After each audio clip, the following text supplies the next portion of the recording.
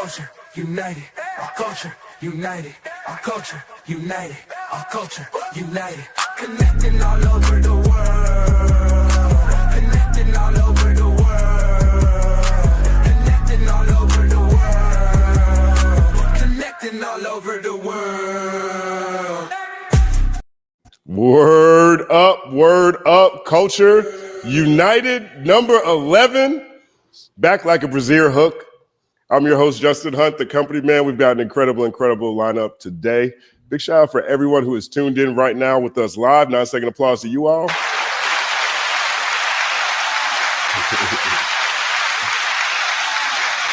Word up, man. Now, some new guests, some old, back once again.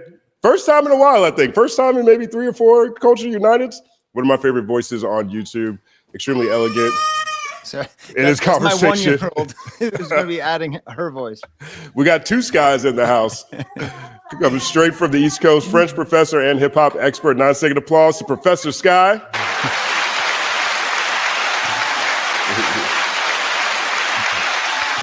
Yep, I'm like peaches and herb. It's reunited. Feels so good. Nice to see you again, Justin and Curtis, and nice to meet you, Stat and Masito and Glasses. It's really nice to be here, and hopefully my 1-year-old won't make too much noise, but I may be muting a lot. So word up, man. Do what you got to do. Do what you got to do. Also back again, once again. I think he's probably the only person that's been on every single one of these. Great friend of mine, big fan of his content, big fan of his music. Big fan of his outlook, his comedy, and his resilience, because I think he just came from the dentist today and got a tooth pulled. 9-second applause to Curtis King.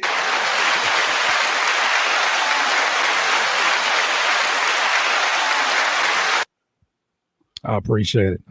Always an honor to be here. All that means is I got to make every word count today. So I won't be nearly as vocal as I'm used to, but yeah, that was painful. But I could not miss the chance to be here and chop it up about hip hop. Word up. There's a lot going on in the space, man. So thank you for being here. Also on the show, first time on Culture United. Big fan of his platform. He's a member of the Rap Roundtable, my favorite roundtable hip hop show on YouTube. Very opinionated person. Goes by the nickname. I guess he's been given the nickname Ovio Macito on the Rap Roundtable, but just incredibly dope brother, incredibly dope perspectives. I'm really glad that you're on the show today. 9-second applause to Macito.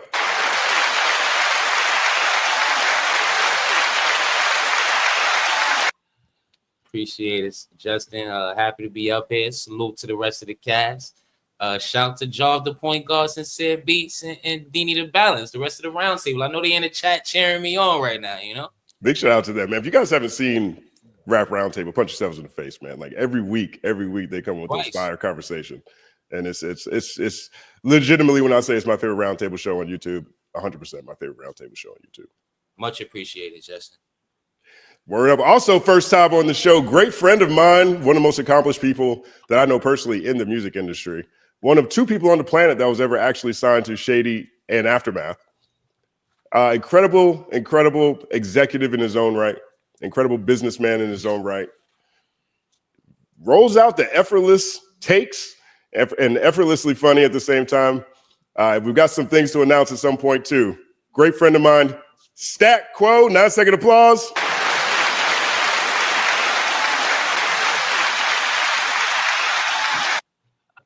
Yo, this is dope. You know, I normally don't do shit like this, but being that, you know, I'm Justin, we coming out. I got some. I guess, you know, I'm happy to be here with all you guys, and you know, the people I haven't met up here in Glasses. We go way back. You know, so I'm from Atlanta, but I actually feel like I'm from more LA now because I've been out here so long. Yeah, you've been out here a minute. Yeah, I don't even, especially with the recent events of Atlanta. I think I have disassociated myself from the buffoonery. Well, we're gonna get there. We're gonna get to that topic shortly. So you have to reassociate before you disassociate. Exactly. But yeah, there it is. I appreciate y'all, man. Have a good spirited conversation. Word up. Yo, thank you for being here. And my brother, the one and only, the final boss of the OVO community, fresh off the release of his latest greatness, Wanted. One of my favorite minds, one of the most brilliant minds in today's music marketing. Great friend of mine too. Glasses Malone, 9-second applause.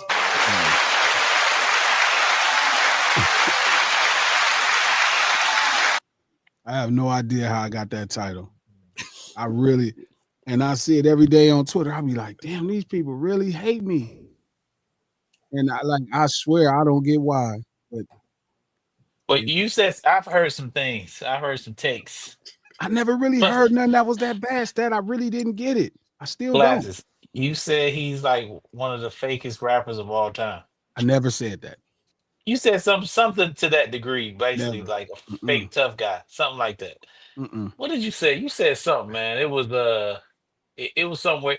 First of all, as a rapper, okay, as someone that writes rhymes, Sure. and as someone that has been in this as long as you have, you know that people that rap are the most sensitive men on the planet Earth. But I really Like, no lie, bro. Because where we came from, I'm always choice. Like I've always been, I don't know how I became this kind of final boss to the Owls. Like I'm like, bro, I'm not saying a bunch of shit that y'all see the same shit happening.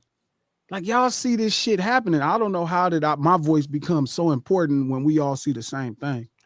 I'll say Somehow it was this. like that. I'll say this, and we'll get started because we do have a section at a point in time where we will. This is more specific to that portion of the conversation. I think it's your willingness to engage with almost anybody, and I think that that's actually a superpower. But also, I think that's also working towards your reputation, because most people will gloss past a lot of these takes, a lot of these comments, and a lot of this energy, and you're like, why not? I got time today. It just depends. Like some of it just be ridiculous, but it all starts back to that same hip hop conversation. So I guess I've accepted it at this point. You know, fuck it, whatever. I've been a lot of worse things to better people. 1 second applause. Take that. I've been dope. Word up. Worse things to a better group of people. That was dope. Word up. Culture United 11. I think most of the people tuned in. If this is your first time tuning in, thank you for joining us. If you've been here before, you know the rules. This is a light debate show. We're covering multiple topics that are of utmost importance in today's hip hop conversation. There will be questions for different viewers at the end of the discussion. If there's super chats, feel free to send those in. We'll put those on the screen and address the ones that are most current to the conversation that we're having, and we'll catch the rest at the end. Moderators, stay on point, stay on key, and thank you for all your efforts and your time. And let's get started. First one up. I was shocked to see all this stuff. We got Young Thug versus everybody. It's kind of like Joey Badass versus everybody, or Detroit versus everybody, but maybe more evil in a way. You know, there's this a series of conversation that have stemmed from Young Thug's interrogation video initially that was leaked, presumably by the DA in Atlanta. And then has been followed with a series of leaks with Young Thug on the wire, not even the wire, on the jail phone, talking junk about a lot of his friends, a lot of people who he collaborates with, and a lot of people who are integral to the Atlanta scene and culture. I want to start with you, Stat, since you're the one most connected to Atlanta. I think that's fair to say. What's your initial reaction to some of the things that you've heard coming from Young Thug? And, okay, so first of all, I'm a grown man. I'm in my 40s here. So the snitching thing, I have no connection to that anymore, you know. So I'm not holding that against him if he snitched or if he did snitch. Now, on that, I didn't like the fact that the way he held Gunna to such a high standard as far as snitching, and then proceeded to walk into a interrogation room and tell them, if you need anything, call me. That's probably not. That's kind of like a contradiction in itself. Now, I've been investigated by the federal government. I've had my situation with the feds. Um, they I didn't know what was going on, so I didn't have to snitch.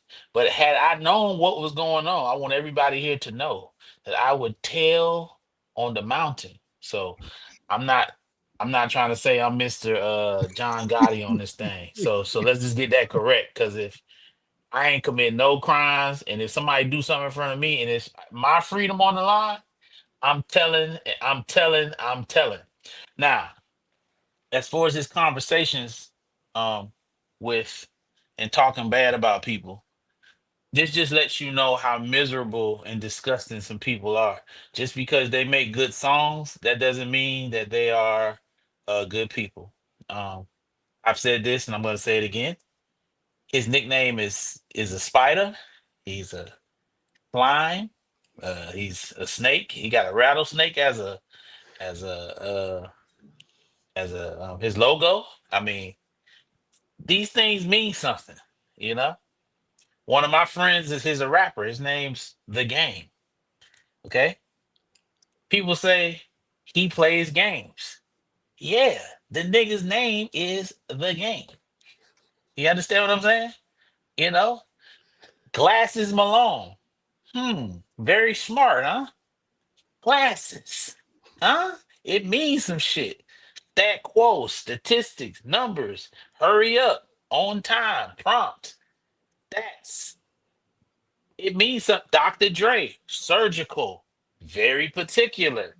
So when people start naming themselves slime and spider and the shit is a snake, he's already telling you what he is. So the shock that we're having here is not really a shock. Now, as far as the Atlanta scene, and I'm gonna let you guys talk, this is, and I'm gonna say this in front of my white brother on the call here. Hi. I'm about to go somewhere. You just sit, you just strap on your seatbelt. They gonna know what I'm talking about. But we invite you at the barbecue, so you gonna hear what the fuck I'm saying. I don't care what state you in, Atlanta, New York, LA. This is par for the course. Motherfuckers sit in studio and shit on each other all day long, even if they homeboys. And we just talked about Canadians. Them motherfuckers so two-faced. You know what I'm saying? You know, 40 and Boy Wonder hated each other for years. Yeah, I said it.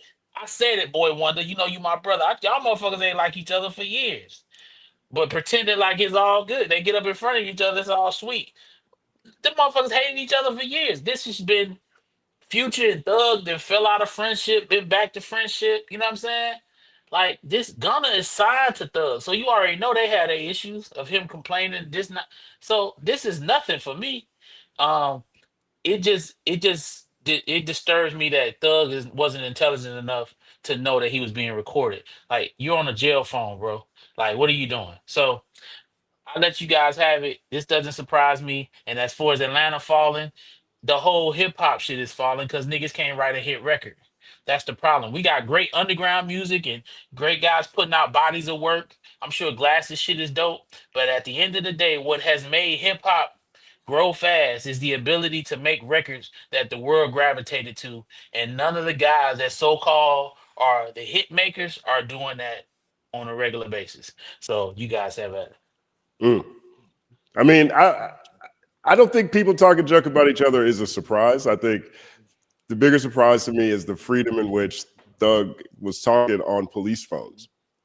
And I also think it's really crazy because the South has had the reputation of having so much unity for so long, has been the one region that's been able to put whatever conflicts, whatever BS to the side reputationally, and just go after and get the bag and keep the region pushing in a way that New York or the West Coast wasn't able to do, especially initially. And if given a lot of things that have come out in this RICO case and a lot of things that have come out around this conversation this week with Thug, yeah, it seems like one guy is kind of at the nexus of saying, of putting all that in jeopardy. Now, maybe that's saying too much, but Mace, I'm curious about what you think about all this. Nah, y'all cooking with this one. Stat is definitely cooking as well. Me, I'm looking at it like this is an evolving conversation, right?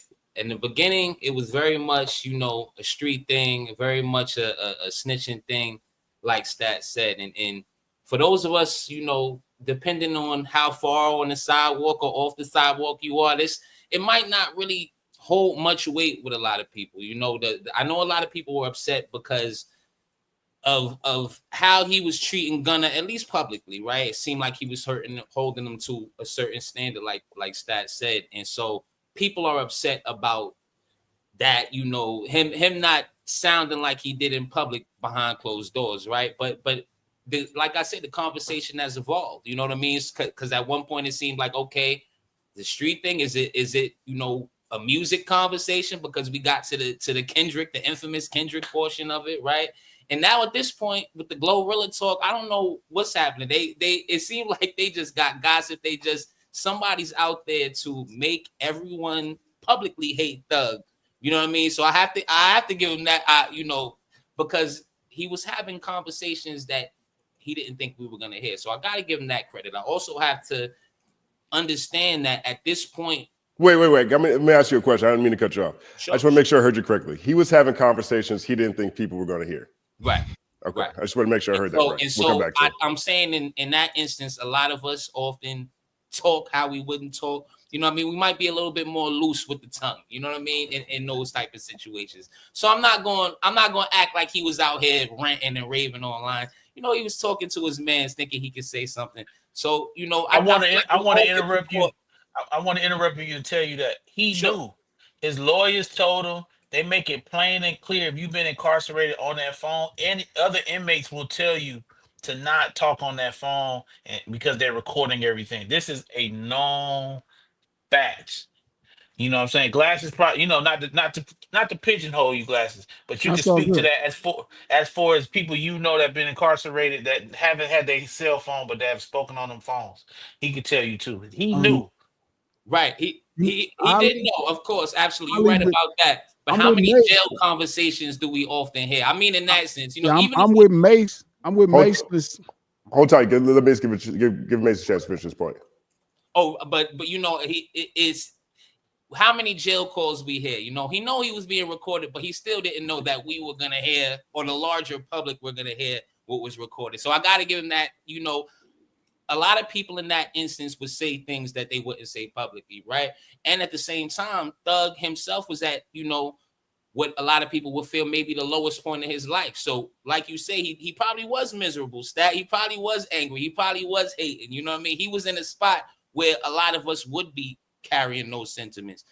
But you know what? After, you know, giving him the grace of that, I gotta say this. It looks super crazy, right? At this point, he's on the phone gossiping about Glorilla, telling his shorty how she ugly. You know what I mean? That's like you walk past a bad shorty and you tell your girl like she whack, girl. You know what I mean? But so that kind of dynamic is a little bit interesting. But I, as a fan, from the fan point of view, you know what I mean? Because I know Glasses and Stat are gonna carry being in the game, they carry a different type of knowledge about kind of where this lies. You know what I mean? Be careful, by the way, guys. He might be talking about y'all in the next release call. But as far as, you know, for a fan, it's like the fake unity being exposed is very interesting, right? And it's been said for a long time, you know, these guys ain't really friends. You know what I mean? It's all business, this, that, and the third. But they still carried on like, you know, we're best buds. They're putting their hand around each other's shoulder. So it's very interesting to see that fake unity. Like you mentioned Atlanta specifically, but just in the rap game in total, in totality, right? Because, you know, much like, you know, basketball, people say in the rap game, we're very much in the hug mode, right? We're very much in the let's be friends mode, the non-competitive mode, you know what I mean? Excluding last year's events. So it's very interesting to see, you know, I've been seeing Dirk and Thug in pictures for years, right? That infamous Thug standing over the computer meme pic that everybody has seen. So it's very illuminating, right? Somebody who everybody, you know, seemingly loves in the rap game, Young Thug, just talking crazy about everyone. So I feel like it's good.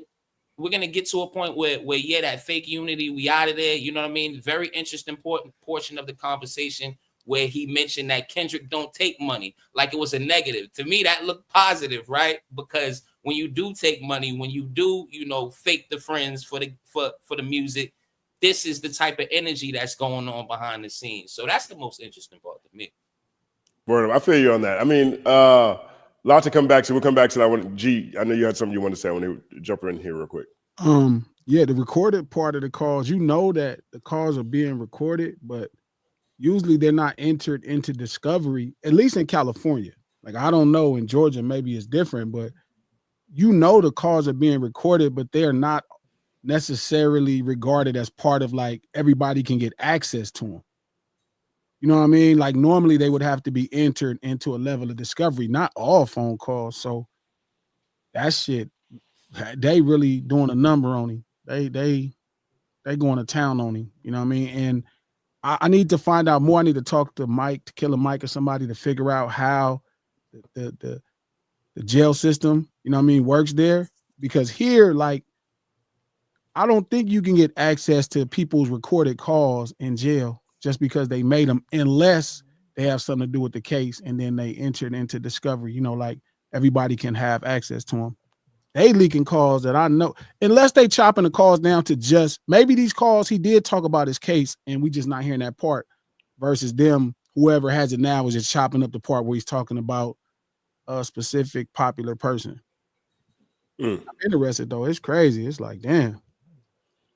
Yeah, this is like this is like the DA saying, "Oh, you got out, huh? Oh, You got your shit back. You got out, but you're not out of problems." Yeah, Curtis, what do you think? I think seeing the terms of his probation and seeing how strict that was, seeing how extensive the RICO was, and how they were pulling up phone calls as part of evidence, which is not uncommon, right? I don't know why anybody would say a damn thing inside jail at that point in time unless they felt like, you know what, it's up for me. I think I'm done. I don't think I'm getting out. So I believe that he was well aware that he was being recorded, but what will it matter if I'm not getting out? Because the way it was looking like from the outside at one point in time, wasn't this the longest of its kind, that type of case? It was the longest case in Georgia history, if I'm not mistaken. Georgia history. I don't think I'm getting out. I'm not saying that you know, is an excuse for somebody to start talking crazy about everything in the industry, but that sounds like bitterness at the core. And if you just passed in time at that point in time, it just seemed like that was the result of that. On the flip side of that, I'm glad for as much ridicule as Tupac gets, that the only calls you got from Tupac is him talking to Monster Cody. The only things you got from Tupac is the interviews he's doing about the work he wants to do when he gets out, the work he was doing in the community beforehand. I love to see in that sense where the priorities are at. When I see this is exactly why I talk to independent artists all the time on my platform. I'm like, everything that glitters not gold. And every relationship that you think is man, I'm a shoo-in. We locked in. No, you're not. They don't like you, and the people that you trying to get co-signed, they trying to get co-signs, don't like neither one of y'all. So seeing this play out, I'm loving watching the party die. That's what I'll say. I'm having a good time too. 1 second applause. Professor Scott, what you got?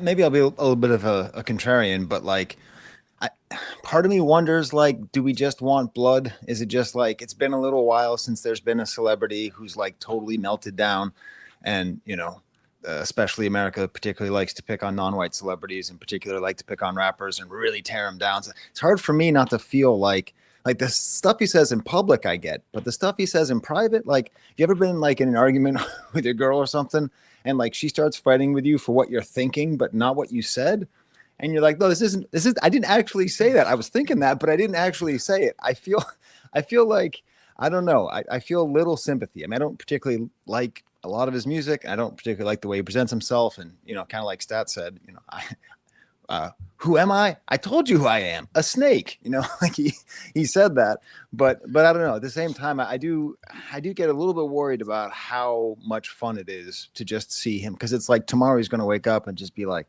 I hate Mr. Rogers, and I hate, you know, like what, you know, what are we going to discover? But yeah, I don't know. I try not to kick someone when they're down, but he does make it tricky. I mean, going after Glorilla, I like Glorilla.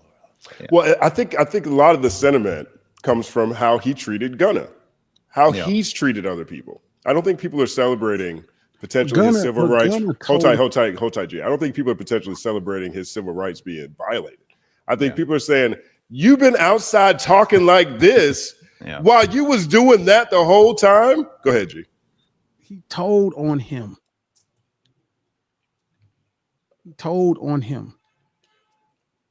Like, I get it, man. Wait. You're saying Gunna told on Thug. Yes. Okay, and now Oh, this was this him. before? Was this before or after Thug's his recordings came out? My timeline's Yeah, get yeah, confused. like Well, he took the plea and basically confirmed that YSL was a gang when it yes, really was not a gang. So that's why Thug felt the way he felt because yes. he said basically he's like, yeah, this is a gang, which And and he's and such an integral part of it. It's like basically saying it's validating their charge, you know. I seen crimes that people have committed like people don't remember the statement that the lady is reading is in Gunna's words. But Gunna made glasses, the statement. but glasses. This one thing Thug know, because we all know, Gunna ain't no street dude though, dog. I don't he This is said once again. a No, crook. no, come on. Hey man, come on, man. Stat, Listen. y'all got stat. If Come on look, now. you Hey, come can't on. not Hey, be a listen, crip man. and tell Come he on. not. Come on. Hey. I Now saw I video ain't stat, blue rag. all that, all that, all that. You know, it's a lot of people acting out here, dog. It's called I it's a didn't know show. those stat. I thought he Nah, was It, too. no, no, no, and no, no, that's no, no. What I'm saying is, yeah, you didn't know. You're not supposed to know. But Thug knew. So my thing is, you gotta put your people in positions to win. You know, like anybody that know me know, like we committed it's a crime going on. Oh, stat, he got a family. He telling it. We're not doing nothing in front of him. Keep him away from it. When you know somebody, you know somebody, regardless of what these songs say. I can go in the studio right now and write the most gangsterous shit. You would think it's coming from a motherfucking 9-time, 20-time felon. And then I'm gonna take my ass home and watch TV. And if somebody break in my house, I'm telling. So So what I'm saying to everybody you know is that. So everybody knows Gunna is not a in thug that except in me. that situation, Thug knew that. But So so Even Thug is saying in the cause that he never exposed him to anything. Remember, that's not the charge. It's not like he specifically spoke on the crime. yeah, no, but but he didn't expose him. But the fact that that Gunna did it, my point is, why are you surprised when he ain't built for what he's going through? That man ain't never been in no jail. He ain't built for that. So it shouldn't even you riding this dude like he's some kind of big time street dude. And the delusion here is Thug believed that he was more powerful than Gunna's ability to write songs that resonate with the world. And dog, there is nothing more powerful than music written correctly in a catchy way. I watch when we watch R. Kelly pee all over them girls. I don't know who listening. I'm sorry, kids, but it happened. We watched R. Kelly did it, and then he wrote "Step in the Name of Love," and he was back at the barbecue with grandma and auntie and them as if he did not urinate on a child. We watched Kobe Bryant get accused of, something in Utah with this lady, sodomy, you know what I mean? But he scored 40 points the next night. We didn't give a damn about what's happening. What I'm trying to say is when you can write a record and you can make songs that people like, or you got a skill that entertain us, that supersedes all this snitching and all that. Anything that all that stuff go away. We don't care about that. How you make me feel? What you mean that song? Oh, that made me feel good. I don't care what I don't Thug believe that talking though, about. Stat. It's a fact. I think that's the Ooh, general consensus from the outside looking in. But I think when you get down to the core of it, people care. no, And I they don't. think that's why you go through a million people saying that he's not. Listen, even the man at the cubicle, Gunna's album that just came out is going to sure, sell way more albums than Young Thug when he dropped. I'm not disagreeing on that. And now it's at all time place. But even his records have slowly started to decline off the charts because Because now the hype of it all. he ain't make a hit. I mean, that's not necessarily his greatest strength as an entertainer. Anyway, part of it No, was the allure. Part of what it you that mean? was the allure. What you mean? As listen, Fuck you mean, yeah. About yeah, 10 records Justin ago. looks at charts. But what I'm saying, fuck you mean was the song that he dropped on that project that made that shit go. He doesn't have a fuck you mean this time. He got this fuck tonight, but it's not on the level of fuck you mean. Sure, sure. What I'm saying to you is if he wrote a hit record, it wouldn't matter. And out of all of them, he still has the ability to actually go in there to do it. I don't Lil Baby ain't writing no raps. Cause Gunna, Young Thug, and Yachty was writing all Lil Baby rhymes. Exclusive here. You go ahead and y'all can go ahead and blast that out. So when Gunna went to jail, that's why Little Baby shit ain't hit. The writers is in jail, and Yachty wasn't writing the rhymes. Okay, cool, boom. Thug, his pen ain't like it was because he can't talk about what he was talking about on his shit, and it just ain't the same. So like Gunna is the only one of that collective in Future or whatever that still have to me that have the capability of possibly making some shit that will resonate with people. You know. I'm interested. I did not know that everybody knew Future. I mean, excuse me, Gunner wasn't on No Timing. I would have never knew that. I wish they would have told us at first, so we could have been like, "You're not on No Timing." But then you going why would you tell us that when we trying to sell something? It's a product. We trying to sell It don't come into glasses. any You kind know, of personal responsibility as like a culturist completely. Like, I get the no, money dog. This part is of it, about money, dog. but Glasses. Listen, we're not finna do this on the stream, but dog, how many rappers out here on the West Coast? You know, we've been around a very long time, sure. dog. These dudes are schoolboy Elroys and Square.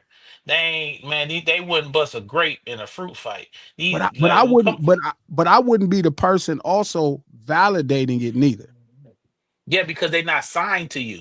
Well, I want to jump in. I want to jump in right here real I'm quick. sorry, There's a guys. My bad. there's We going. no, you're good. There's actually a super chat that's related to this. I think this is really interesting though because Glasses has been making a very, very consistent, in my opinion, statement around his definition of hip hop as street urban culture.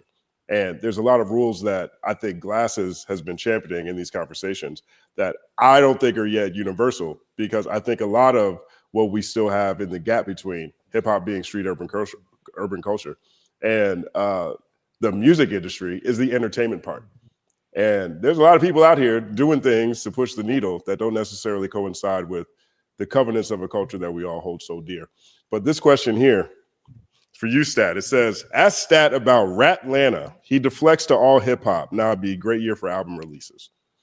Okay, so What? I think he wants you want to leave another comment and clarify that. But I think what he's saying is Academics started that. He started calling it that. I told him somebody's gonna Oh, kick his ass. Ratlanta. Yeah, I Yeah. told Oh, he him was somebody's saying gonna that. kick his ass.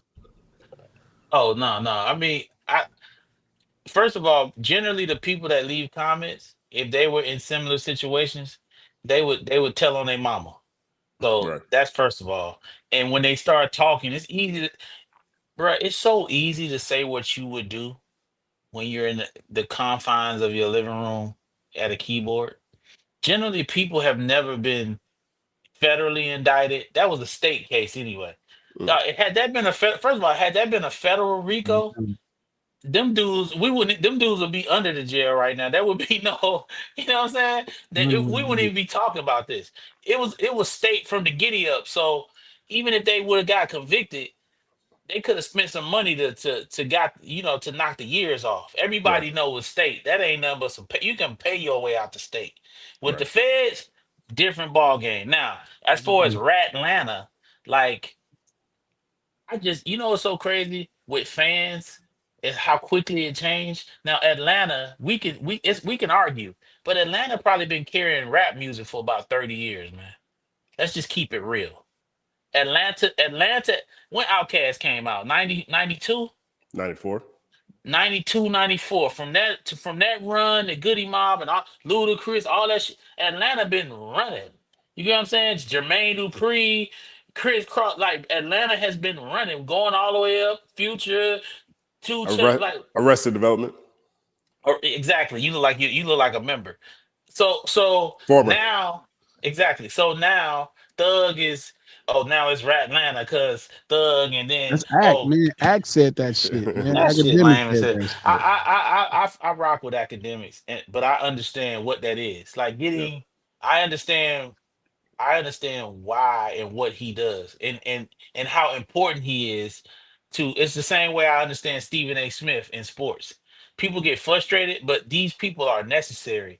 You have to have these voices in order to grow, to keep it entertaining for the fans, because the music I'm talking about, the crossover music, the hip hop shit that we need. These guys are incapable of going in the studio and writing records that can keep the intrigue of the public. That's why we need all this buffoonery. Why is Well, that? Why is that the validating factor? Like hip hop has never needed Billboard to co-sign hip hop for the culture value that it has. Like that, because of what it is today, brother. We're not talking about what it was. What it is I'm not today. talking about that either. I'm talking about today. I'm talking about the reason I think we have these issues right now is because of how much we detached from some of those foundational morals, some of those foundational things. Authenticity was the thing that separated hip hop, especially in your music and what you're speaking about. The audience believed these people when they said, I You, came from you, this and I did this and that. I know that you it's know what you shifted. sound like. You know Oh what you shit. sound like. You sound like them dudes. You sound like when me and Justin have an argument concerning something political, and he wants to tell me about how it got here. Oh man, this You happened gotta with let me land first redlining. before you know where it's going. You gotta let Oh, me but see, land this one, first. bro. You said you know I what you already, sound like. but I hold ain't on, even hold on, land Stat. Hold on, give him a chance to finish his I'm point. Stat, sorry. You Stat, right. give him a You chance to right. finish his even point. let Finish his point. You right. You right. You right. You right. You right. My all, apologies, brother. I'm sorry. no, it's all good. All I'm saying is I think that's part of the issues that we're dealing with right now is that it has been this bastardized, this gentrified version of what all these other folks who have no attachment, no connection, no contribution to hip hop are able to determine what the new rules are. And because money is the common denominator, a lot of these things end up getting blurred through the lines. And I think that seeing the game the way that it is correct itself, to me, auto correct itself. So much of the stuff that's happening right now, I don't want to put anybody's spiritual, beliefs out there. I look at this and I feel like this is divine intervention. Too much of this is happening back to back to back to back to back. And I dated back to that conversation that Cat Williams had with Shannon Sharp. The truth is all coming to the light. And this is happening back. If folks can't even help themselves, even the folks that are part of the ridicule, they can't help but fall and trip over themselves. So when I'm seeing this happen, I'm saying maybe that's part of the issue. Not saying it hasn't been relevant and it hasn't been an issue. It hasn't been an issue that there hasn't been what you say hip hop records. Maybe that's part of the problem. Maybe that needs to be removed in order to have the hip hop that so many of us love and feel connected to. To let it to let it reinvent itself and detach itself from a lot of like these Eurocentric beliefs and a lot of these label execs who don't look like us, who put the worst versions of us out into the media. Maybe we need to detach the culture from it so we can properly define it and properly gatekeep it in our own way. That's just my belief in the conversation. Are you saying that we should let the party die, Curtis? Is that the title of the episode? Let it burn because 1 second pause. it's way too much. It's way too many people. I'm not saying this about you, but because I'm very familiar with everything that you have done as well. I'm just saying I think that there have been too many drivers at the wheel, and whether everybody has a solution, right? And everybody has a different level of experience. But I'm saying, looking back at this as somebody that's an artist myself and has seen many different sides of this, from the independent to the underground to in the mainstream, I look at this and I'm like, you know what? Hip hop has been drugged out. She's been drugged out, and she finally returning home. You got regional music. You got folks who are making music that is relevant to where they're from. It's not all just a one size fits all. Things are happening right now that I'm looking at, and I'm like, this could be better than just a hit record. Hit records are going to be a byproduct of music going the direction it is culturally and going the way it is sonically. I mean, I just want to say, man, and this is gonna sound terrible, but I'm gonna fucking say it, dog. I mean, listen, I don't know what's going on with y'all, dog. I don't know what y'all own or what y'all done bought, but I done bought some shit off this rap. And so all that shit you talk about, respectfully, brother, I can give a fuck about backpacks. I didn't put out See, 1,000 you're drawing mixtapes. assumptions, brother. I don't know you. You don't know me, but you're drawing assumptions that I'm a backpacker, and that's not what Curtis King is. What I'm telling you is, I make a living to this day off of the I'm same not hip saying hop no. that I've contributed to. I don't know Curtis. I'm not saying you're a backpacker, but that concept of what you're talking about when you say no hit records, that sounds like a backpack mentality. I want hit records. You know why? Because when you have hit records, it makes all the budgets go up. You make more money. That way, people like me can go in and Robin Hood the budgets. But if the Right. budget is $2, what am I getting? 50 cent? when the But you know budget what? is That, when the that budget is 10 mil, when the budget is 10 right. million, I can go in there and take $4 million. So But we that need same hit first logic is the reason why these TikTokers were getting signed, because they had one or two posts that went viral. Then they threw that's these niggas on the fine. Rolling Stone That's stage. How did fine. that Let him work let out? him let him keep going. Let him I keep want to going. I want to move this conversation along because I do think this is an interesting super chat here. I want everyone to answer. We'll start with Professor Sky, then we'll go to Mesito after that. Before we do that, also join the panel today. He's got some new music out we will talk about later on the show. The one and only Screwface John. 9-second applause.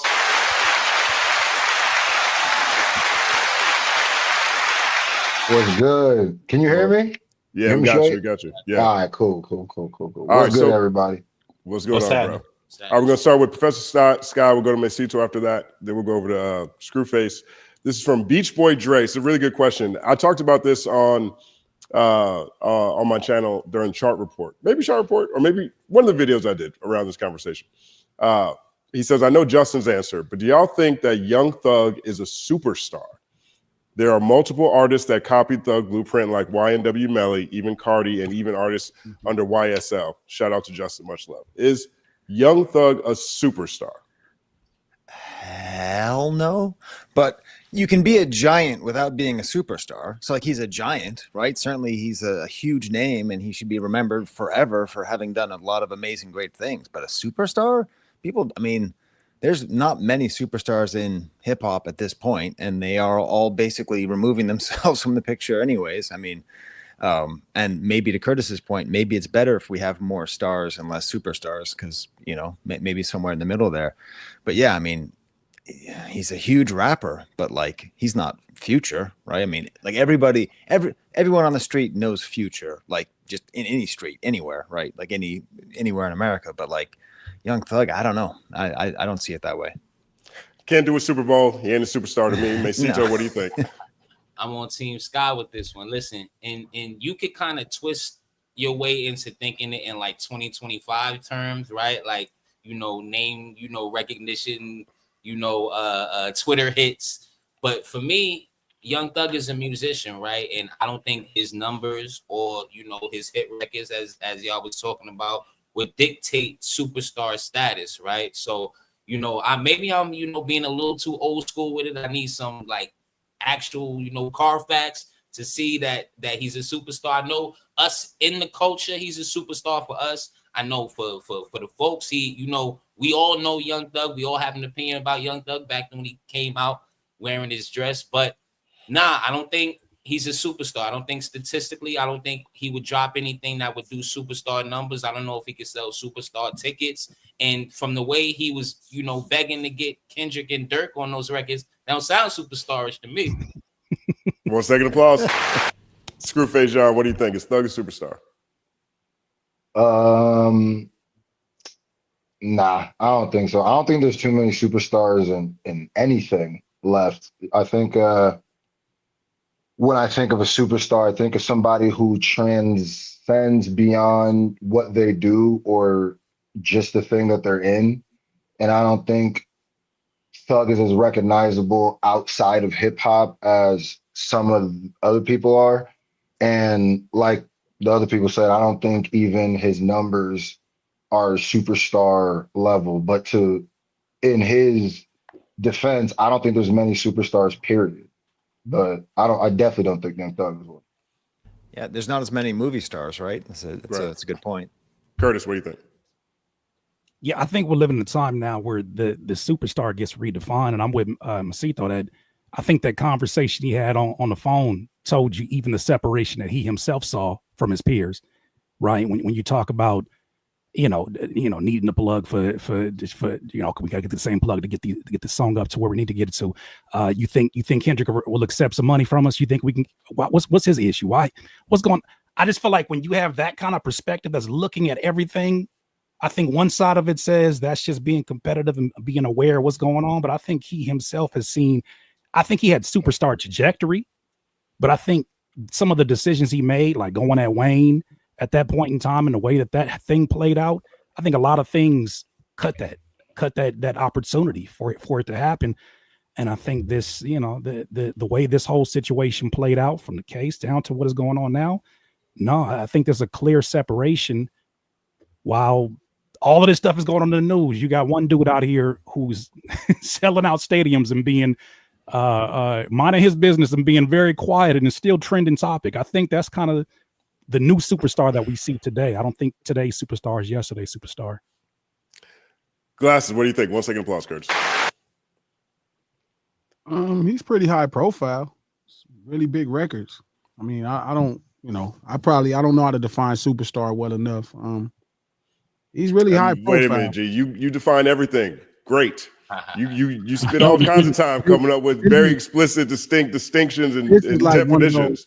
No, this is one of those mainstream words, you know what I mean? Where it's like, it kind of is common, like superstars, like high profile in a specific field, like he be pretty high profile, you know what I mean? So, but I do get the argument, they are bigger stars, you know what I'm saying? But I think if I had to make a choice, I'd say he's the opening door to the superstar. Like when you get where he at, that's when you opening the door to superstar status as far as hip hop goes. Like that would be probably the door, you know what I mean, right where he's at.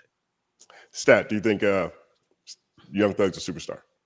I think he a superstar to his mama and his family and his kids. You know, I think they think he a superstar.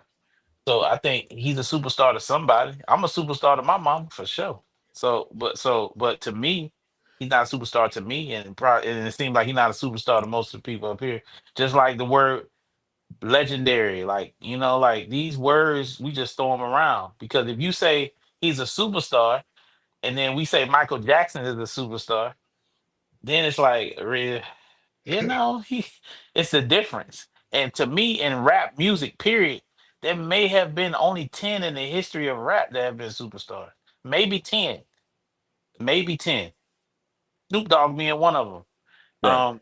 And Snoop, mainly the things that he's done post music, like Olympics and all that type of stuff, has pushed him over to the superstar category. Even in the NBA, LeBron, Michael Jordan, you know what I'm saying? Like Kobe, you know what I mean? Like Shaq, you know, this Magic Johnson, this superstar, hip hop maybe has had 10. So he's definitely not one of the 10 to me. But to his mama, he probably a superstar. His girl, Mariah, I think he's a superstar. You know what I'm saying? His dentist think he's a superstar because he ain't had no teeth when he got him shit fixed. You know? Anyway, go ahead. Sorry. Doug has always seemed like one of those guys. My fault, y'all. Doug is like one of those guys who's he was always way more famous than his actual music was. So it's hard to kind of level what that means. That can still mean a superstar. I'm not saying it doesn't. But, you know, you mentioned Snoop. Snoop has music as famous as he was. You know what I mean? Like, it's hard for an artist like Doug. Like, none of the songs have ever written, other than, you know, Lifestyle when he first dropped. Yeah, I mean, and then also, you know, obviously he just lost 2 years of his life. He's not that old, so those are critical years. Right. Also, you know, the type of music he makes, all things considered, outside of arguably Future, pretty regional, all things considered. And that's no shot. There's no shot, no shade, but there's nothing that goes up. The music in the South goes up in the South in a special kind of way that isn't replicated other places. Right. And also, at the same time, too, for me, it's a very simple quotient. There's two very quick answers. Does Young Thug pass the grandma test? My grandma, my mom, or no grandmama know Young Thug. Right. Rest in peace to both. But he's been around as long as they were, and they didn't know him then. And can he play the Super Bowl by himself? Now, to me, that's what the answer I gave. Big shout out to Beach Boy Dre Beats. He wanted to debate me in the comments section about it. I gave him a couple of comments and moved on. Yeah. A couple of comments and moved on, and now hopefully he understands where we're coming from. With if that's your, no. Based off Yoasted, no, hell no. Yeah, because we're talking superstar. Like I don't know anything about a lot of there's a whole streaming world that I don't know, right? But I know I heard of Kai Cenat before I'd ever seen anything Kai did, right? I've heard of Mr. Beats before I'd ever seen anything Mr. Beats did. I hear about soccer players, but I don't even watch soccer. My point is, if you can cross over into spaces where you're not, or the average fan isn't, where you don't have to be an expert, but you still hear about these people, that's a superstar quality. Right. Now you could be a star in your lane, but your lane, all things considered, with the size of the globe, is pretty niche. And I think that's where Thug is. Thug's a star in hip hop, a star in rap. But for him to be on the phone saying, how come Kendrick don't want to do a song with a superstar? I don't think that Thug is that superstar that Thug thinks he is. And sounded like on that phone call. So that's where that shit was hilarious. that shit, I was like, superstar? Who are we talking about here? Young Thug. There's Slime Rat, Spider Snake. No, I'm sorry. That's not. There's only been 10 superstars in hip hop, dog. 10. Eminem, Snoop Dogg. We can name them. These guys, Kanye West is a superstar. Anytime you can have people come and listen to your songs and pack it out in the stadium in Korea, you're a superstar. Right. Like, it's LL, only been 10. Cool J. It's very few. It's very few, dog. Yeah. Hammer. Hammer had a cartoon. Hammer had a cartoon. Hammer had a cartoon. Hold tight. We're not ready for that conversation. But hold tight. Hammer had a cartoon. He had commercials. He had movies. He had his own pants. Everyone knew his own Hammer pants. It was gone though. It's gone. It's short-lived. Superstars still here. Superstars are still here. That's why that's why it's gone. Eminem ain't gone. Snoop Dogg ain't gone. Kanye West, as horrible as the shit he been putting out, he still is here. We can't get rid of. You know what I'm saying? Because that's superstars. You can't let that go. I don't even think, and Glasses, I'm about to say it, and I love him to death. I don't think Kendrick Lamar is a superstar yet. He's not. I mean, because he don't do superstar shit. Based off what Justin saying, grandmother to grandmother test, and Super Bowl. He's superstar. The internet has definitely created like a pocket thing. Like my mama didn't know who he was. Yeah, something I realized. He performed at the Super Bowl. I never realized actually how famous Dre is. Oh, Dr. Dre? Yeah, like he's a superstar. You would never. I know, but that's my everything, right? I know, but that's a prime example. Somebody that I really didn't catch because it feels so next to you and so normal. But like when I'm looking at what's happening and how people vote and they talk about Dr. Dre, I'm like, yo, this motherfucker really like. He's not like the average. I just had this talk the other day. Justin, I had a thought. Puff was always the biggest star on Bad Boy. Right. Yes, that's a fact. That's always the biggest star on Bad Boy. Puff is a superstar. Right. Yeah, but that's like you would never really think that through all these years. Like Puff is this huge star, and that's Dr. Dre too. Like Dr. Dre is this huge star, and it doesn't feel like it because he kind of does things completely different, but man, like the way people talk about him and like he's not a star because he don't want to be Glasses. No, I agree. I think if he wanted to be a superstar, he could be, but he deep down inside of him, he does not want to be. He does not like the shit, so that's why he's the way he is. Ice Cube the same way. These guys don't want that like that. You know what I'm saying? Like they don't want that. Cube is a superstar. Nah. I think Cube's incredible.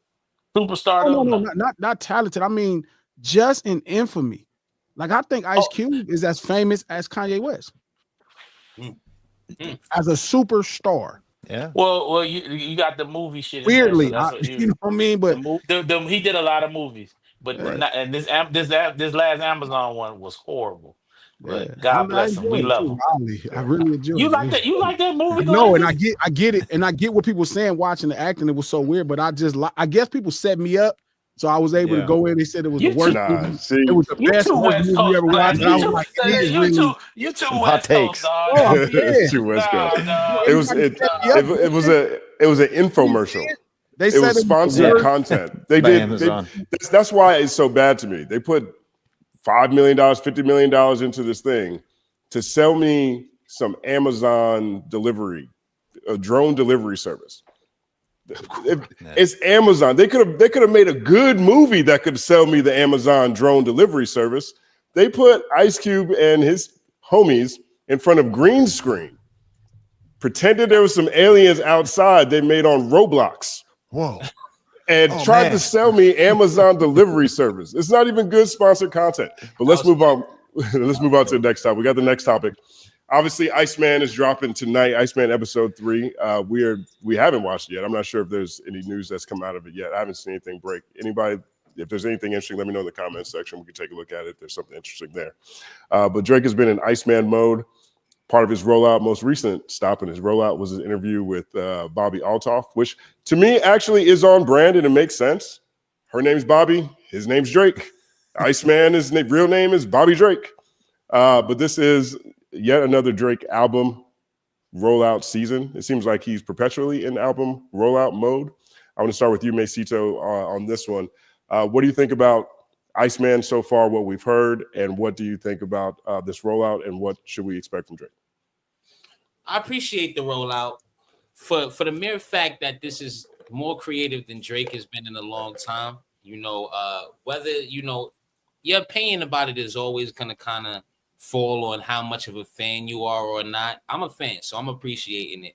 And I just, for a while, especially pre-battle, it just felt like Drake was kind of in grace you with my presence mode. You know what I'm saying? Like, yeah, here's the joints, you know what I mean? Like, dropping on Friday, here's the singles, and I even really drop singles anymore.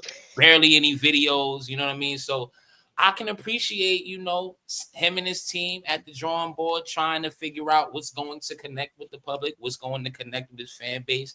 I like that, you know what I mean? I like somebody being challenged beyond what they've been doing. As far as the content, it's been touch and go, if you want me to be honest. A lot of, I feel like, post-battle, a lot has been, said about Kendrick's lore, right? Kendrick, beyond just the surface level. And I feel like that's affected a little bit of what Drake is doing in the sense that, I'm in all the OVO Reddit pages. I followed up, the Club Paradises. I'm in the spaces. It's like, I feel like a lot of people are grasping at something that's not quite there. You know what I mean? And with today's episode, maybe the puzzle will all come together, right? But I feel like we're going a little bit too left. This Pinocchio thing, you know what I'm saying? It seems like he's trying to give you Easter eggs for the sake of giving you Easter eggs, right? So that's a little bit much. The music also touch and go. What did I miss? It's very hard to judge Drake music in real time, right? Because a lot of people positively and negatively rush to give you their first opinion. So the fans are all saying, this is classic, we back, this is crazy, you know what I mean? And the people who hate him are like, yo, why is this dude even making music anymore? Can we get him out of here? So you kind of gotta, completely strip yourself of the public's thoughts when you listening to it. So, but what did I miss? I like it. Especially in Drake has this kind of effect musically, where, there maybe is some subliminal messaging in there. You like it after you hear it a few times, a little bit more, you know what I mean? So what did I miss is definitely in the rotation right now. The Central C was clearly a hit and miss, right? Like whoever it was for, it clearly is not connecting to. I remember that first couple nights, you got those TikToks and you got those IG reels of people acting like they was rocking with it. But it's not the level of, when Drake goes into somebody's sound and goes into another region's sound, usually he does a good job at it. However you feel about the cultural vultureness of it is how you feel about it. But he usually does a good job at the very least, a decent job. And I don't feel like he did that with the Central C joint, right? So right now it's I'm 50-50 with it. It seems like he's thinking. It seems like which is a recipe for success for me. It seems like he's angry, and I like when an artist is in angry mode. You know what I mean? Is in not blinding angry, right? Where they can't even execute, but just some a chip on his shoulder. I like that. So right now I'm 50-50 with it. I do think that today's episode, that's what all the Reddit pages, that's what all of the the stand pages are saying, that today is supposed to be the red button. That's another thing, right? Like it's seemingly waiting for some shoe to drop that is never dropping, and they kind of almost set Drake up in a way, right? We can't just like the music because you were expecting some, game 2 that he was supposed to win that never happened, right? So from coming from a complete fan perspective, I'm excited. I'm hoping that it's gonna be take away the battle. Hoping it's gonna be a step above his 2020s output thus far. You know, especially like for all the dogs. Honestly, never mind. I don't feel like he's had much quality control for it. You know what I mean? So I'm excited about it. I can't say that you know everything has been a 5, everything has been hitting. You know what I mean? That would just be lying to you and the public. It's just not a fact. But I do feel excited about the direction that it has been going. 1 second applause. I like that. Nice, well-rounded take. Nice, well-rounded take. I feel like, you know, I like what you said that when you mentioned that he's angry, right? I think that's a motivating factor for a lot of people when they get into a creative spirit. We'll see what comes out of it from a project standpoint. You know, I feel like you also hit the nail on the head talking about how people, you know, are really trying to pull out the layers of this lore. They're comparing it to, maybe I'm putting words in your mouth, but I do think that there is something there when Drake fans see all of the lore, the deep dives, the Easter eggs, the breadcrumbs that are all over Kendrick's catalog for a long time.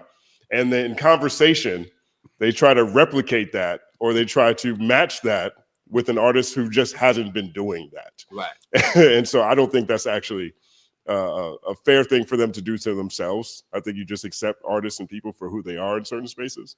And to try to match someone for being as deep when that person's been doing something intentionally for a long time and the other person hasn't, I think it's a great opportunity to try to pivot the conversation to the good things that the artist that you do support does. But Professor Scott, you know, you are always positive in your music reviews. What do you think about this? What do you think about the Iceman rollout so far? Well, I'm really conflicted because the thing that makes Drake interesting to me is that he is himself always divided, like between multicultures and races, and he's always trying to do at least 2 different things at once. And I think that's where his power comes from. And I think that's where we get angry because, you know, we're sort of like, oh, is he a hip hop guy or is he not? And like, I see the rollout and I'm kind of like Masito, like I like the boring stuff. I like the like 45 minutes of a door because like, what the hell? Why not? I actually, by the way, I think Honestly Nevermind is his best album of this decade. But like, I like it when he's trying to be an artist. But like, I think that's the question. Is Drake, it's no longer, is he hip hop? It's, is he an artist?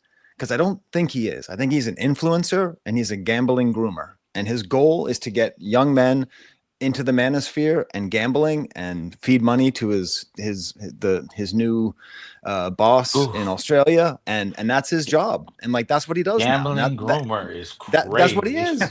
It's crazy, but it's true. Who's watching that shit? You know who's watching Aiden Ross? Who is watching XQC? They're all working for the same thing. He's not trying to make art. He's trying to be an influencer, and he's trying to use that to get teenagers to lose their money and make sure that the class divide is as wide as possible. Damn. So that's why and that's not even getting into the court case. I know maybe Screw has some thoughts on this, but yeah, that's where I stand on it. Well, I'm not mad at that. 1 second applause. Mesito, you got a response to that? You got something you want to say to that? But I don't know how to respond to that one. I hope not. I hope he's not a tool planted by the higher ups to lead us down gambling groomer. That's what we doing.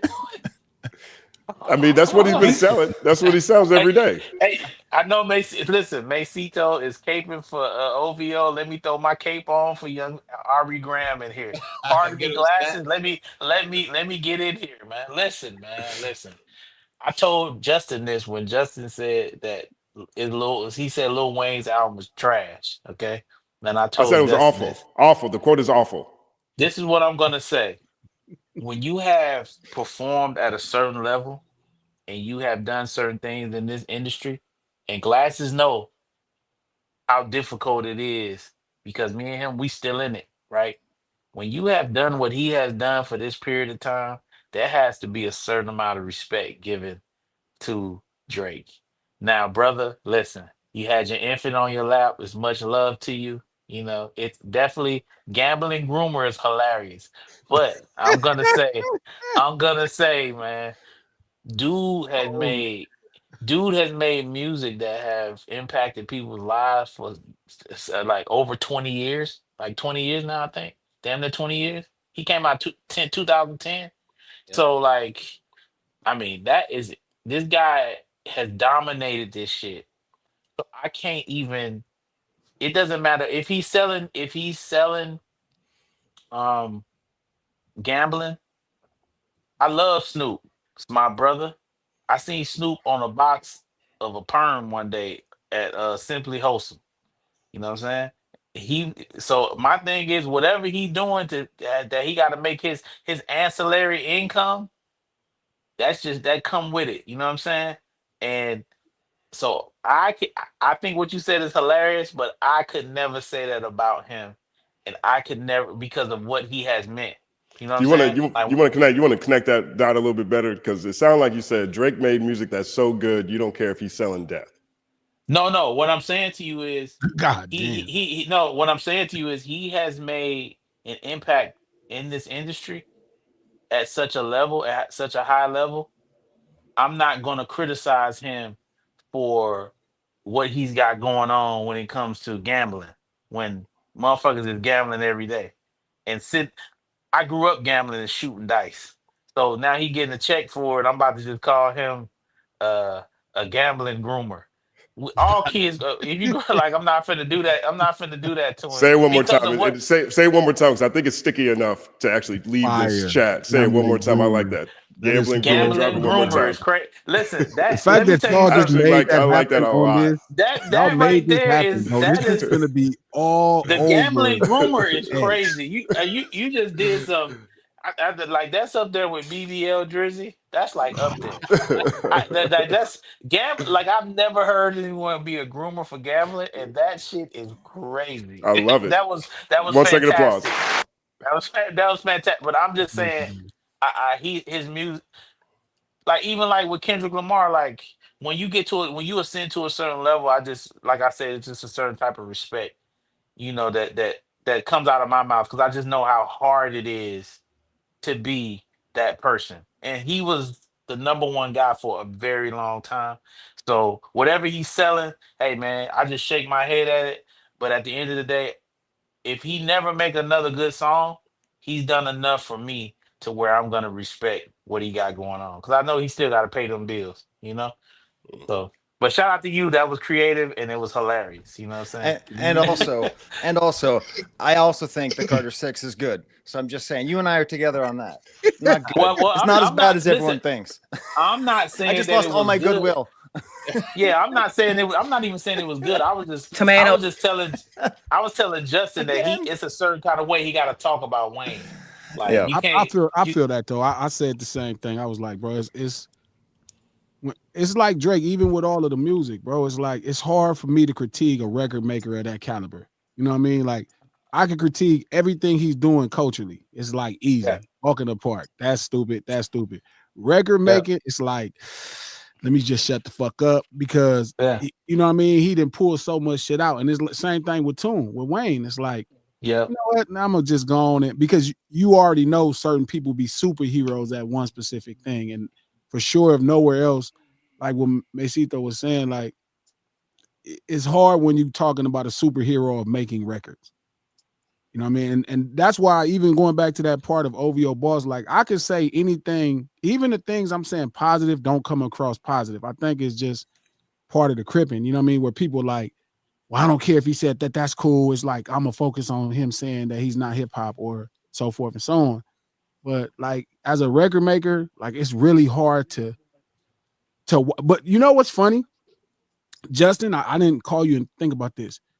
This, and to Curtis's point earlier, the cultural cachet is so strong, it's making one of the best record makers in history.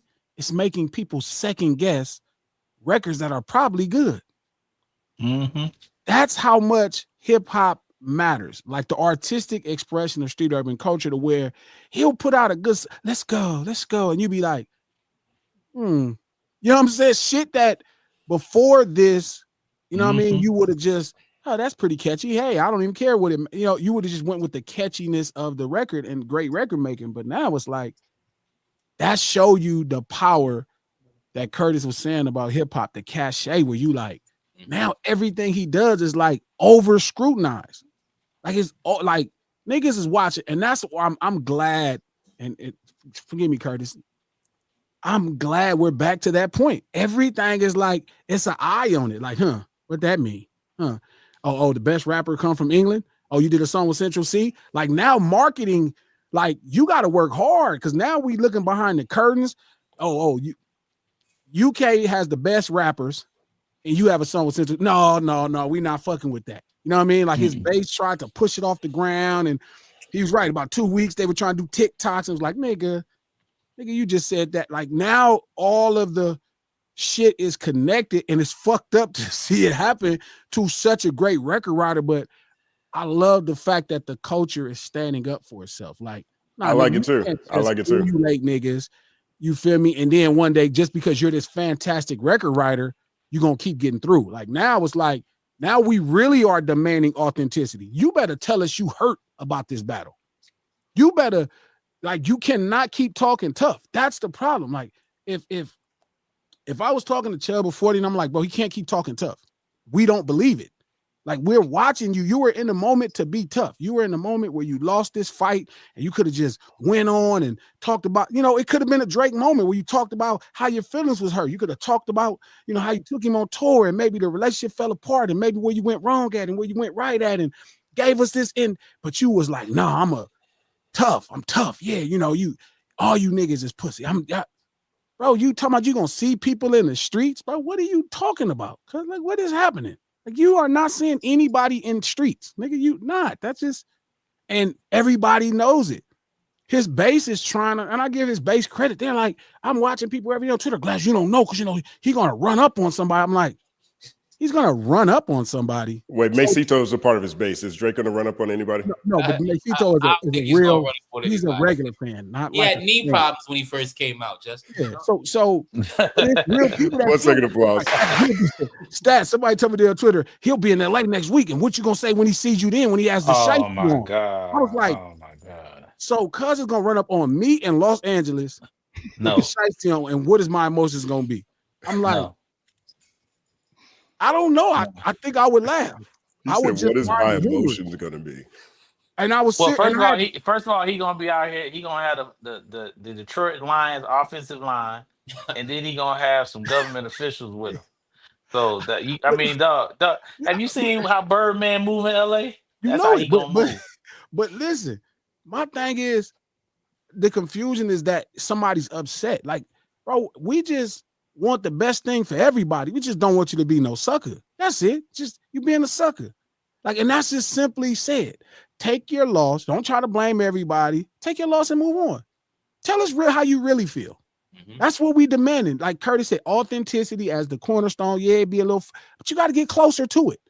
I always said Rick Ross paid a consequence when people realized he was a correctional officer. Rick Ross is in my top 5 favorite rappers of all time. But it's just certain people that don't care how good them records is. Nigga, no. Right? Like, Rick Ross supposed to have multiple triple platinum albums. That's how fucking great. Rick Ross shit be jamming. I'd be like, man, this nigga is really good. But niggas be like, man, that nigga is a CO. Talk about he's so dope. So I think even when we don't want it to be back to that level of authenticity, here's a prime example. And that's to me like what Gunna and different people are going to have to deal with. That's why if people didn't care about, even though Justin is the artistic expression of street urban culture, people still care about the type of man you are. Like right now, this was a good play for Gunna, right? Because it looks like Thug has got all this crazy shit going on. It still don't change, nigga, that you are a rat. It don't change that. It don't change that you are a piece of shit, nigga. You probably wouldn't raise your kids. Like, you'd probably run out on your kids if you had a problem. All these things that go into accountability, that snitching, that makes people dislike snitching. It's not about some dumbass street rules. It's about be a man, nigga. Don't throw me under the bus because they got you. And even in Gunna's case, it's like, bro, like, you benefited off all this tough talk. Right. You was right here. You was big crip, big blue rags around your head. I thought it. And Status, right? They could have put together that marketing plan. And I had no idea. And I'm not gonna lie, I wasn't into it even when it first happened. Status, right? I kind of probably thought like, that don't feel too crippy. You know what I mean? Lil Baby felt more crippy. But Gunna was like, okay, that's Thug's boy, whatever. He have a good jam, I jam it. But like, even now, when people are mad, it's like, bro, you cannot do that because you did get the benefit of this YSL shit. You got the Did you know benefit. Gunna was on Crime Stoppers? I saw it. Yeah. I saw it. I So saw it so after. but they knew it before though. So I'm mad at Thug for signing this nigga. Well, hold tight. We already did this Oh, segment. Let's come back to it at the end, or let's move back over to the Iceman. We gave this an hour. I know we got new epiphanies. You know what I mean? That's true. It's true. We gave this My an bad. hour. You had him epiphany. Yeah. But yeah, I do want to hear what Screwface has to say about this too. Screwface, for people who may not be aware of this, has he's probably more connected to, at least in my opinion, the biggest cloud, or perhaps the biggest booster to this rollout, which is the ongoing defamation case Drake has filed against UMG over Kendrick He's Lamar. all in the paperwork. And so Drake's team released their list of document requests as part of their disclosure requests. I believe there were 79 documents that they last released during this last round. And Screwface John, any information that UMG has about Screwface John, or the Twitter account at Screwface John, or the Gmail account, screwfacejohn@gmail.com. So Screwface, rightfully so, responded to being included in paperwork, which is actually really funny, one way or the other, with a song called Document 79, littered with what I later learned was a whole bunch of Degrassi Easter eggs. I learned about Degrassi, the show I didn't watch, through Screwface John's Document 79 video. One second applause to Screwface John once again. What are you thinking about this? I feel like there was a couple of things. When it comes to, just to like speak to, I guess, to what was being said, to me, Drake has definitely made hits and stuff, but I guess I'm just one of the people who takes this a bit more serious. No amount of hits, no amount of jams, no amount of moments in life he scored for me is worth what he's doing now. And we're even already seeing legal ramifications where people are moving labels and stuff. So what he added to the game was nowhere near close to what he took from. So on that thing, I don't care how many hit records he has. That doesn't really, like with me, if you look at my coverage of this, I was cool with the battle. I was just viewing it as a battle up until the lawsuit. And this was before I was even named in it, but I feel like people, if you go back and watch the stuff that I said early, I feel like people caught on later.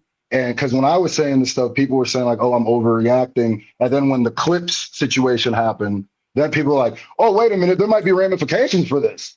And I don't think people are really thinking about that.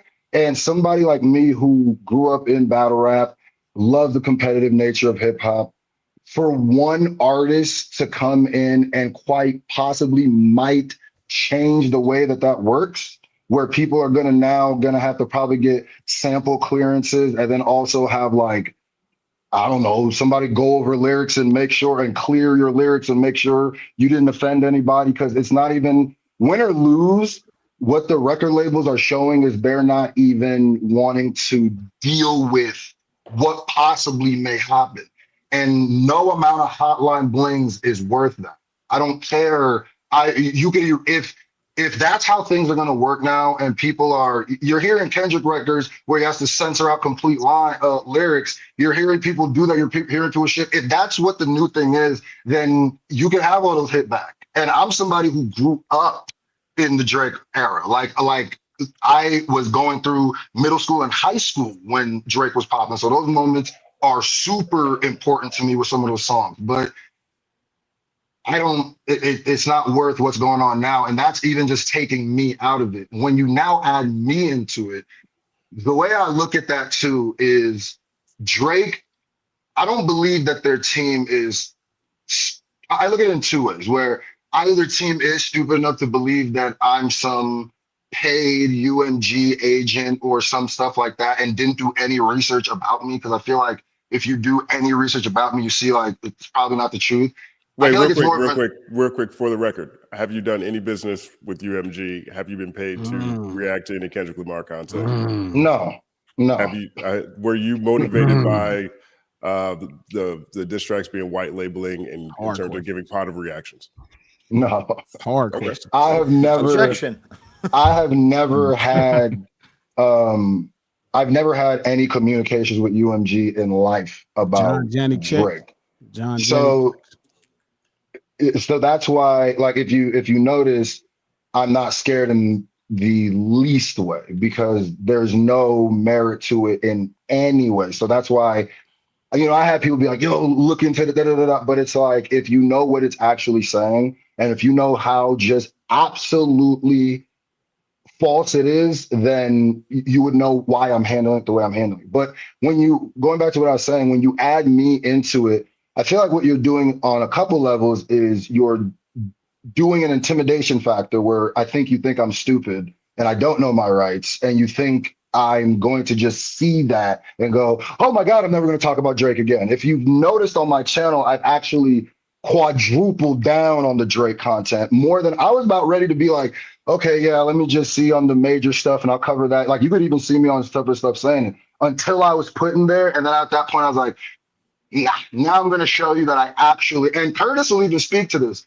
I was one of the people of probably the last people who was defending Drake. Me and Curtis had a debate about Drake's pen, and I was in here defending Drake, like going in on the whole thing, defending Drake. So that's why I go like, okay, yeah, so this person doesn't do any research anyway. So on a selfish level where you added me and you're trying to take a shot at my credibility and trying to insinuate that possibly, what I'm saying is not really what I'm saying.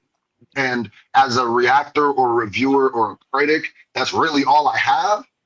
And you are, in a way, I feel like weaponizing your audience and different stuff to just put my name in there.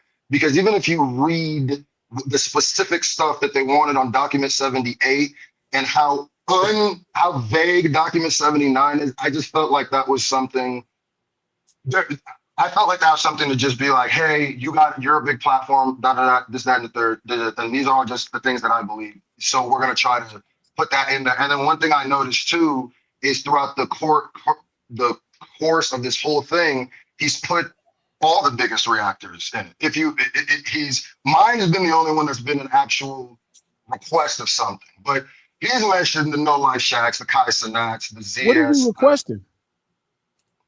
That communications between me and UMG, basically, in my fire in my of the whatever Twitter and email and stuff, which there's none. So that's the thing. So no, when it goes to it, it's what Drake is doing on a level is way more than the music that he made or the hits that he added on a level where he added me in it, on a level where we already seen the ramifications of his lawsuit. So that's where, and then your original question about what do I think about the rollout? I think the rollout, I'll answer this quicker.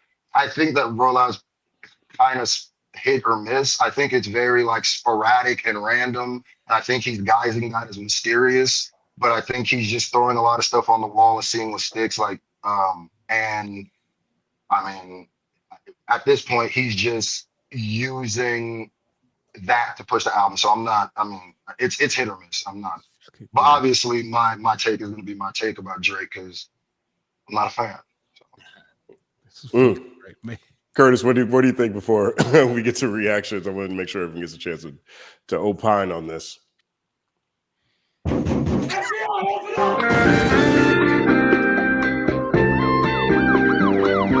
Oh God. He's sewing. He's sewing. I try not to think about Pop X too often. There's a reason why my channel doesn't cover even certain types of rappers, the Tom McDonald's of the world, the Kid Rocks. I put him in that category. And I hope that Professor Sky's point, you know what? I was harsh. I hope Professor Sky's point does not get glossed over because that gambling groomer. I am 1,000% with you on that because I happen to be in the minority that still feels like I don't care how much money you make, I don't care how many hits you make, integrity still matters. So even with somebody who has a platform like I do, integrity still matters, and I have a responsibility with whatever size platform that I have. I've chosen to go on a Canadian light bright strike. I said, you know what? Why are we covering that? Why are we covering that when there's so much amazing hip hop music that is dropping? So much that is going by the wayside because niggas want to talk about the Canadian Light Bright's abs and his braided toupee. I don't want to talk about this nigga dreads. I don't his braids. The Clips just released out what album of the year, right? JID just released an incredible. My thing is this. I'm still very new to the hip hop journalism space because, like I said, my history is of a rapper and a producer in this culture.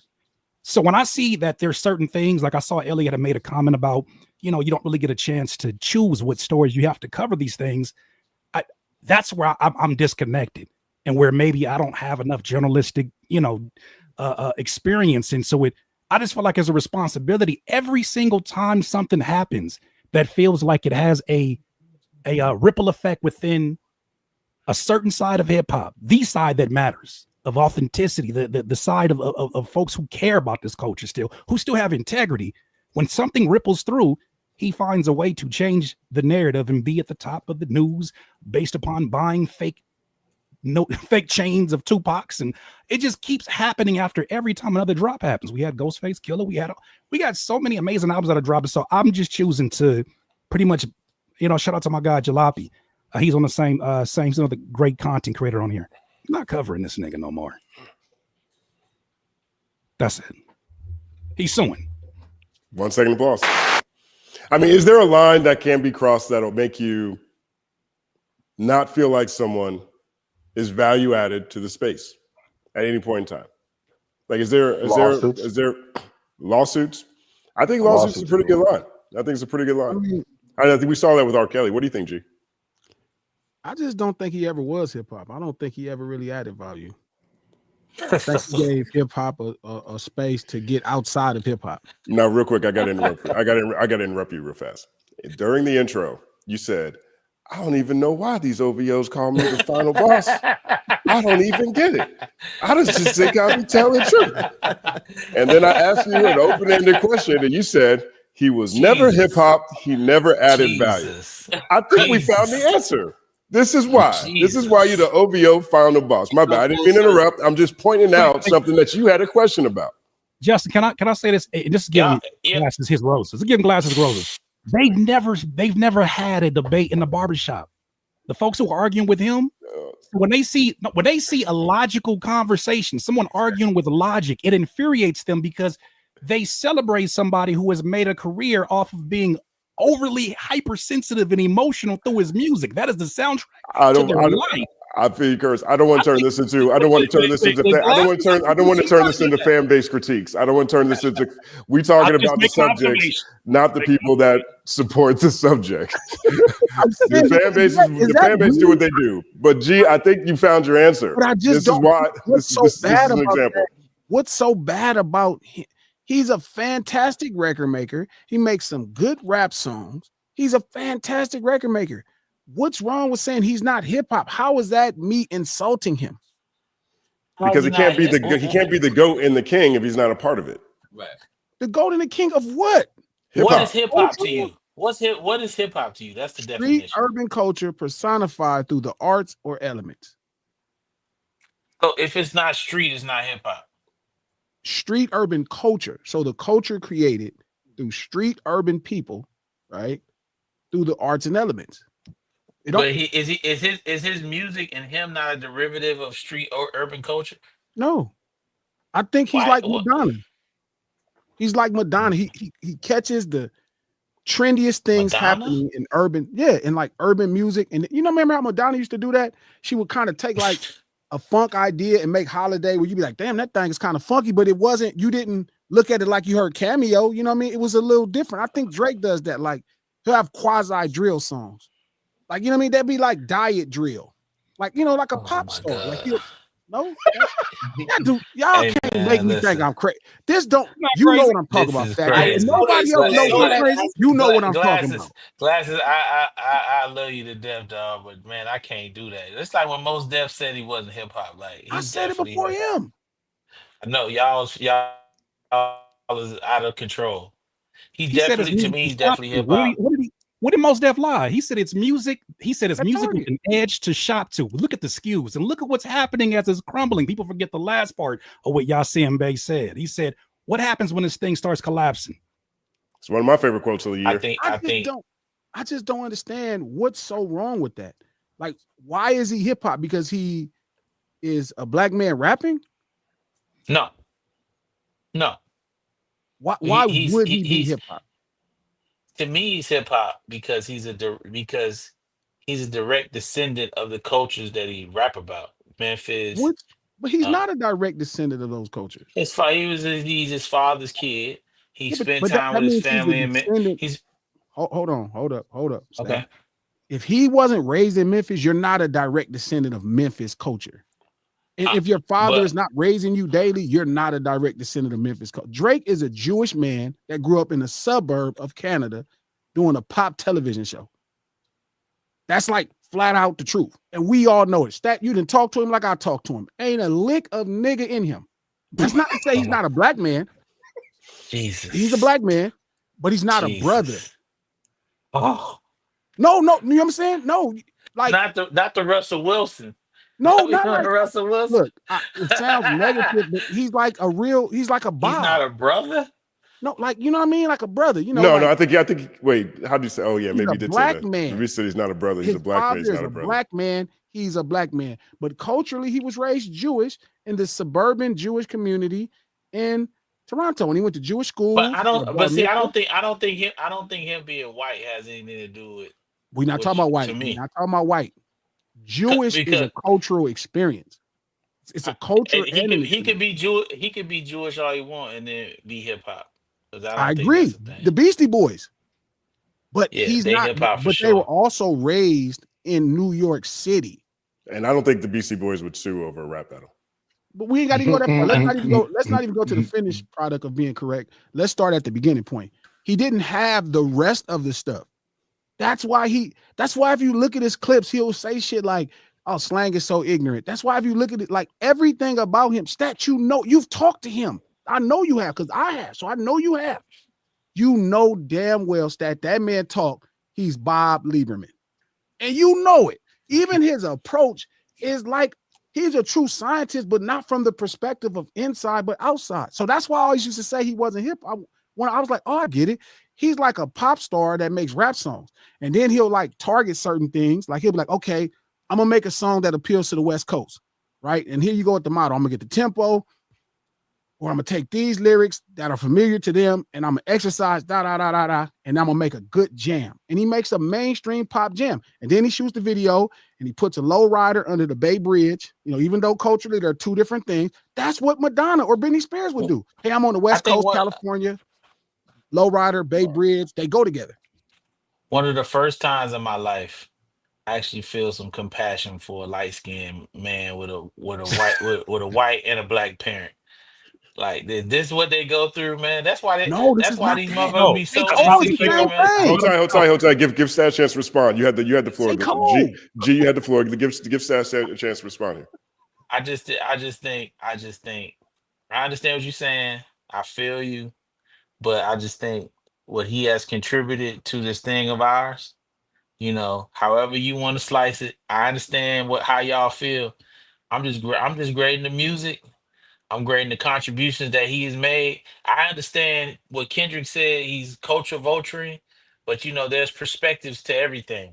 So some of those artists that he said he went down there to take from them, those artists, if you ask them, will tell you that he gave to them because he exposed those artists to a side to where these guys can make a lot of fucking money. So, you know, I understand what you're saying, hip hop, keeping it real. I rock with you, but that's not what I'm saying. Look, there's tons of awesome people, Stat, that have contributed to hip hop and benefited from hip hop. That don't make hip hop. No.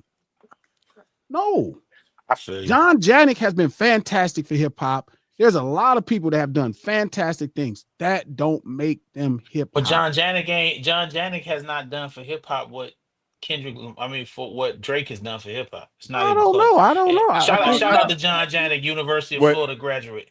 You hold know, up, Hold, this but was I'm dope. saying hold tight, real quick. I want to give Macito the opportunity to get in here too. Nah, Do you, because OVO Mace, someone's what OVO Mace right, got to right. say. I'm a Drake fan. I gotta chime in on this one because Because right now we got two Drake fans on against G right now. I don't know where in the real world do we see this very often. 2v1, It's man. just, What's it's up? two. It's a 2v1 right now. Oh, Nah, but And right now I think G is winning. I haven't really heard any compelling points other than I disagree. I think Drake is hip hop. I haven't heard an argument yet. as a person who has listened to Glasses speak about this in totality, I understand where he's come from. I disagree, but I understand, right? Because Glasses is able to give you a exact definition of what he believes hip hop is. Most people can't do that, right? They just so I understand where he's coming from. And when Glasses speaks about it, he also, it's not just a Drake thing for him. He has other artists that he feels this way about. And I feel like that's where the pushback goes, because people are like, of all these people, you just deciding Drake is not hip hop because not with, and this is not with Glasses, but for the overall point, when people are making the is Drake hip hop point in 2025, it's hard to make that argument when in Glasses has spoken about it. When you have Little Uzi being called hip hop, when you have Travis Scott being called hip hop, when you have people who told the line way more than Drake. You know what I mean? And even though they are from America, don't necessarily have a bunch of hip hop culture tropes that they go about. They live like rock stars, or they live like just superstars or celebrities in general. So it's difficult for me to say to agree with that in 2025, right? So I is Drake hip hop? Yes, he's hip hop. You know what I mean? He's been a part of the culture. He's battled some of our greatest and lost. He's battled some of our greatest hip hop artists. He's been on some of the greatest hip hop songs, that have happened. So I understand, you know what I mean? Because himself definitely displays certain traits of somebody who doesn't identify with this, right? So I understand where you're coming from, Glasses, but his contributions themselves. What's I his was contribution? struggling with that one, guys. Yeah, but what's his Yup. contribution? The music. The So music. is Post Malone's contribution hip hop? Because he's had hip hop artists Absolutely on. not. Why But not? Post Malone had one record, dog. Right. That's a Stop. lie. No, he had a bunch of records. Yeah, Bunch Pop of No, no, Star. no, He had go no. right White now. Iverson.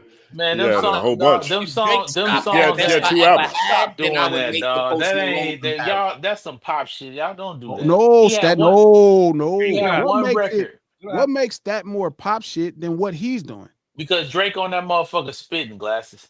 He on Right. that Come bitch on, bro. rapping, talking that. Don't. He doing the same shit Hove do. No, he is Is he not? not. Nigga, God he damn it, bragging. Stat. No, he is not doing the same thing. The How? dog, no. No, how that? Listen. He on Yo, he yo, on Stat, he your camera's turned sideways. Turn your What the camera on again. hell, Stat? he on there Jay nan Z nan the rolled up boo. in his grave and he No, ain't watch even this. dead yet. Hold on. Listen. He on there nan nan the boo booing just like Hove. I fucked your baby mama. I got more money than you. I fly over your car. That's what He Jay Z doing the is. same shit. That's what Jay Z is. No. That's all Jay Z Not is. no. Time out. Not in totality. That's what Not in James Brown was totality. doing too. Give me the Not things that not make Jay not in Z hip hop not in that no Drake hold on, does. listen, not in totality. But I'm saying a lot of a lot of Hove is that. Not in totality. You know he's my favorite rapper. Sure. The substance, yes, Jay gives us that. But I'm Street saying level culture. Now give me that for Drake. a lot of this shit is nan nan a boo boo.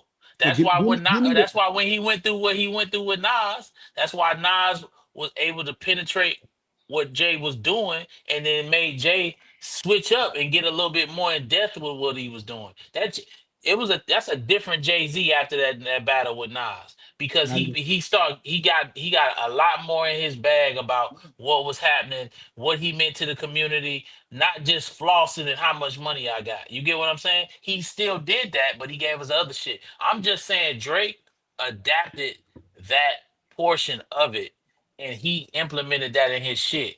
Whereas Post Malone, he's just straight melodic, never rapping. When he tried to rap, we didn't fuck with it. And then he denounced hip hop music you know, once he got on doing the rock shit and put some tats on his face, Drake still stayed with us, dog.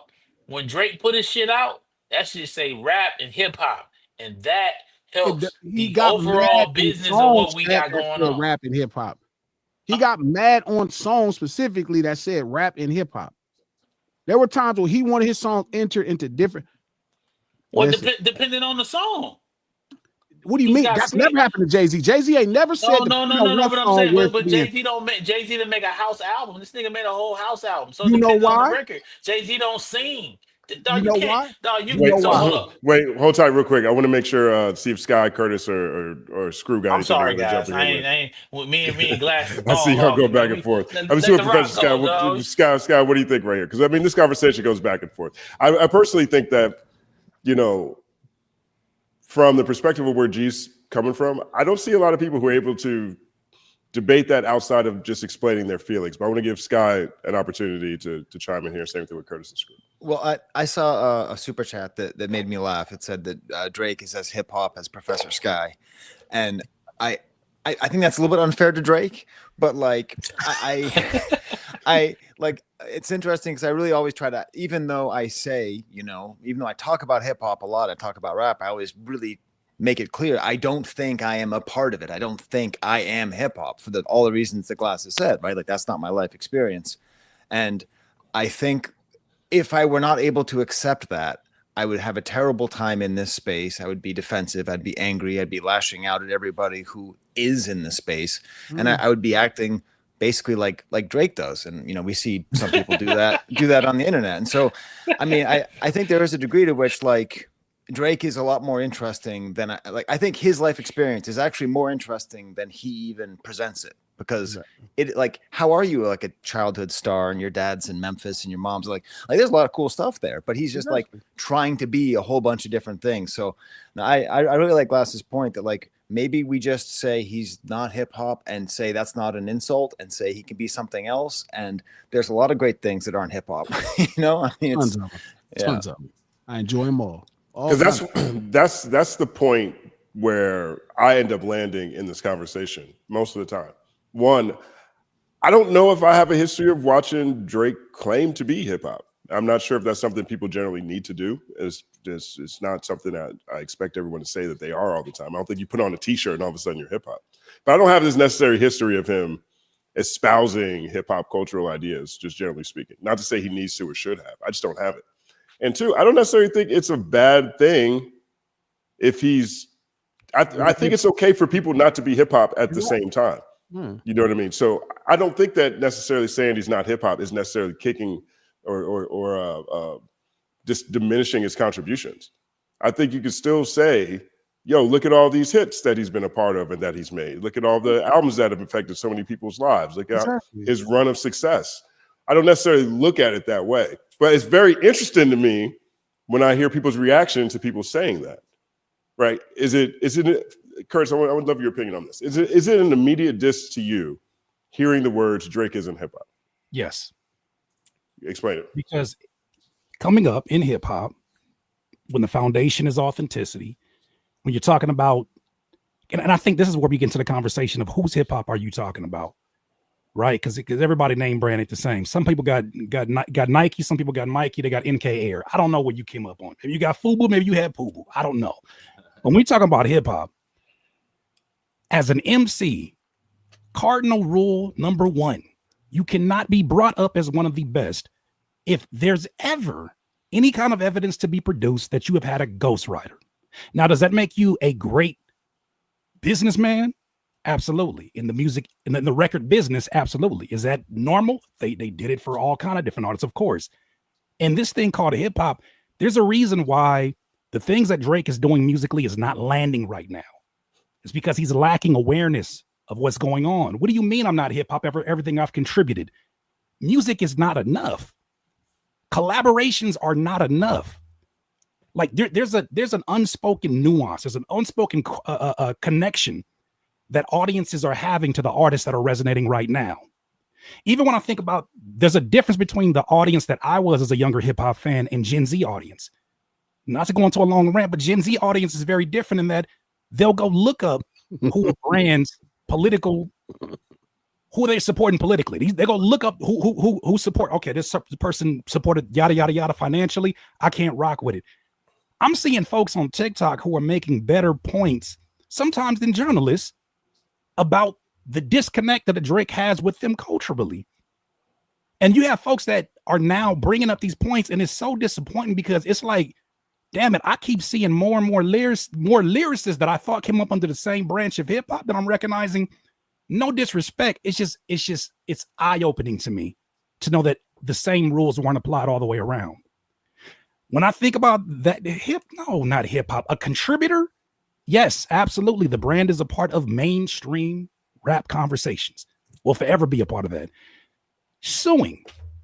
If Jay-Z sued Nas, Oh my God. if Nas sued Jay-Z after Ja the Rule on your baby is seat, somewhere standing by right now. glasses. You know what Ja Rule did after? You know what Ja Rule did after that situation? After he got embarrassed after his, I say justice for Ja Rule because Ja Rule made a whole album, 8 diss songs, and came back and it didn't land. That's the one that Clapback was on. He had a whole damn near 8 songs he put doing the hip hop thing. But I think some artists look at that. Not even some artists, some businessmen who happen to have their hand in the hip hop pot or the business of it. They look at that and they say, well, look at what that got him. I'm not going to do it like that. I'm going to do it a smarter way. I'm going to find a way where I'll be indestructible. Well, guess what? He can't enjoy the same success that other artists are enjoying right now in terms of the way that they're resonating with the culture. You can't quantify that. You can't pay somebody off like you can for a playlist on Spotify and then all of a sudden get that clout. You can't pay for that kind of cultural cachet. And I think the people who are disconnected are the people who are disconnected. I just want to say this. I just want to get this out. I really am not in a position to say what he is and what he's not. I have my opinion. Like, you know what I'm saying? You know, you guys, glasses, it's a beautiful point you bringing up. When I listen to Drake's music, I can say it sounds like hip hop to me.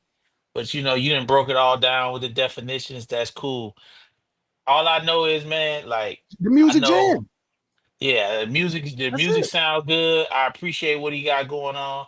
And this world that we live in, everybody just knocking shit down, like critiquing shit. I wish this never happened. I wish he never dissed Kendrick Lamar. It was the You know what worst I'm saying? mistake of his life. I wish he never did it. I wish it never happened because man, we don't have the artists in this shit to make the records to keep the business going.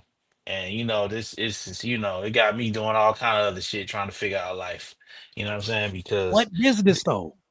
What business is the what business is it benefiting but a small percentage when we're living in a streaming economy where if you're not part of that 1 percentile, you are seeing fractions of That is fractions. a part of the 1 This percentile. business hey is dog, already you going downhill. What play business are hey, we listen, talking about? listen, champ. Like you said, I don't know you and you don't know me. But my over here, it affects That's a it's part of the 1%. That's I come said. on, dog. Yeah, Like we what can't. business are we talking? Like the artists right now that I'm seeing that are finding financial ways to break through are doing it direct to consumer. Hip hop. They're cutting the middleman out the way. They're doing the hip hop is coming back home.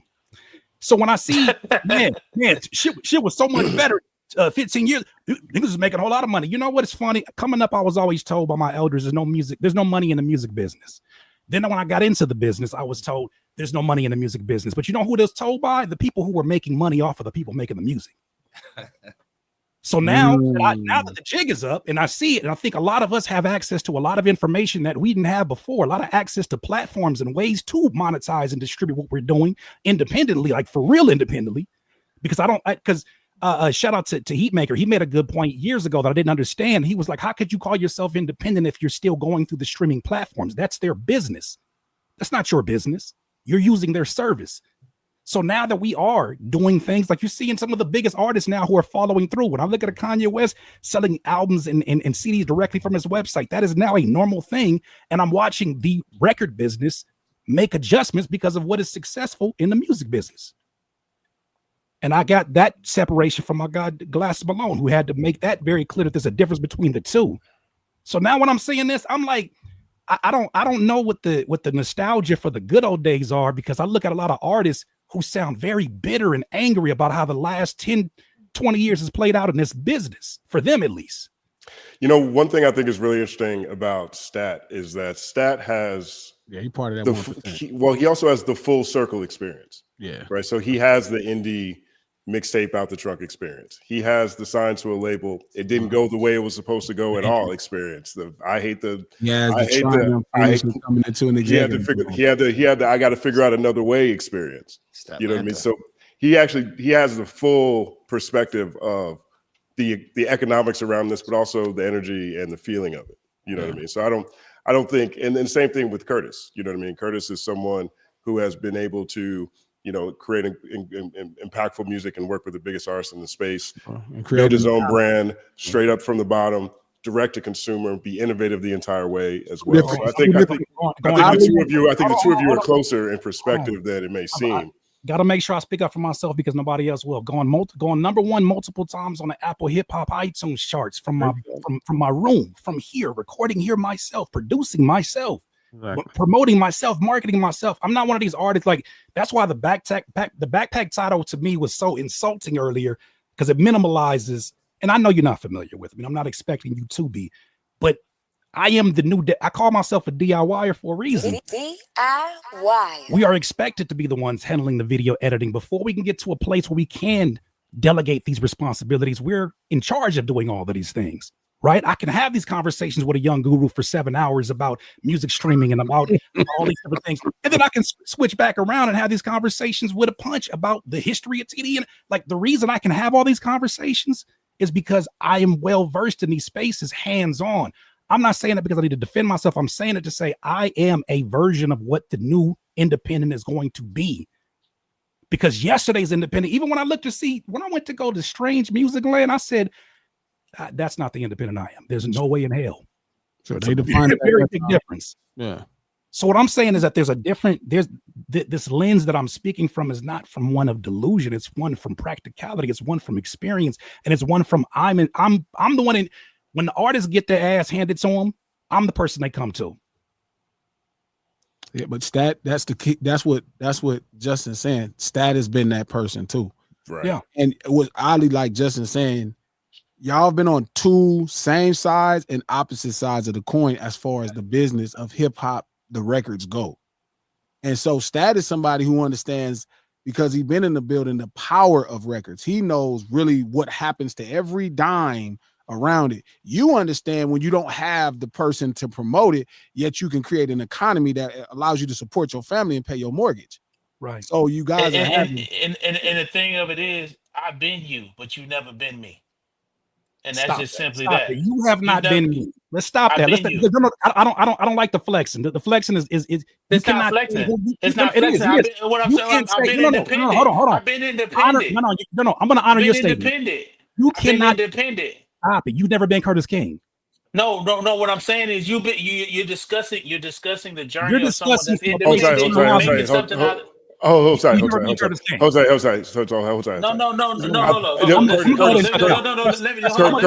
do me a favor. Give Stan a chance. Give Stan a chance to finish. I don't think you're taking that the right way, Curtis. Yeah, you taking it the wrong way because you. I don't think you're taking that the right way. Yeah, you taking that the wrong way. What I'm saying, what Glasses just said, right?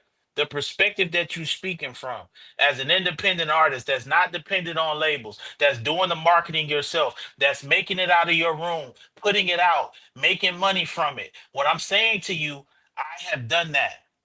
Okay, I don't know your journey because I just meet you right now. But when you're speaking of totally being independent, totally being self-sufficient, no labels, none of that, making it yourself, making the product, I'm speaking from that perspective. Like La Russell, for instance, that type of grind. I've done that. Now I don't know I don't know how familiar you are with the actual business and dealing with the crackers. I deal with the crackers. They fuck with me. I'm the spook that sat by the elevator. So what I'm saying to you is, I'm talking about that. You get that's what I'm talking about. So what I'm saying is, you sounded like the crackers, and that's what I'm getting from this entire conversation. Is you've been sounding like the crackers. You've been trumping integrity in the name of, if you can make hit records, you can sell stuff. We can look over all of that other stuff. I've already done that. I can't apply that. You have never been me. You've been independent. That is one thing we have in common. I have never been you, and I want to respect the differences that exist there. And I will Okay, never boy, talk you to yeah, I'm you a get I you will yeah, never. you I'm tripping, gonna dog. duck out. I'm gonna say, yo, we moved on to the next Yeah, topic. you tripping. We You moving on to tripping. the next topic. You tripping. You tripping. I definitely think this is going in the direction that Yeah, he tripping. I don't think that you were coming from that standpoint. Exactly. This That dude I think, tripping. you know what I'm saying? I think, but sometimes that happens. Hey, right here, Culture United, it's all happening. We'll take an applause. Yeah, Real I'm glad. barbershop shit, right, Just? I'm glad. That's I'm what's up. glad he hung. That's how it goes. I'm glad he hung up. He got emotional because like that. I wasn't trying to. I I will want. say though, Oh, you didn't bro, hang up. Hold tight. Hold tight. ways that some of the stuff that you're saying, the way you're saying it, I don't know if you know how it's coming off. It is coming off dickheadish though. Because there's no point of you saying you've never been me. There's a way better way of saying that. Because of course he's gonna take it like your entire, especially when you said the thing you said earlier. It definitely does seem like you're just as someone who's listening, you're saying certain things that I'm not blaming Curtis for actually taking it the way he's taking it because it feels like you're little boying him a couple times now.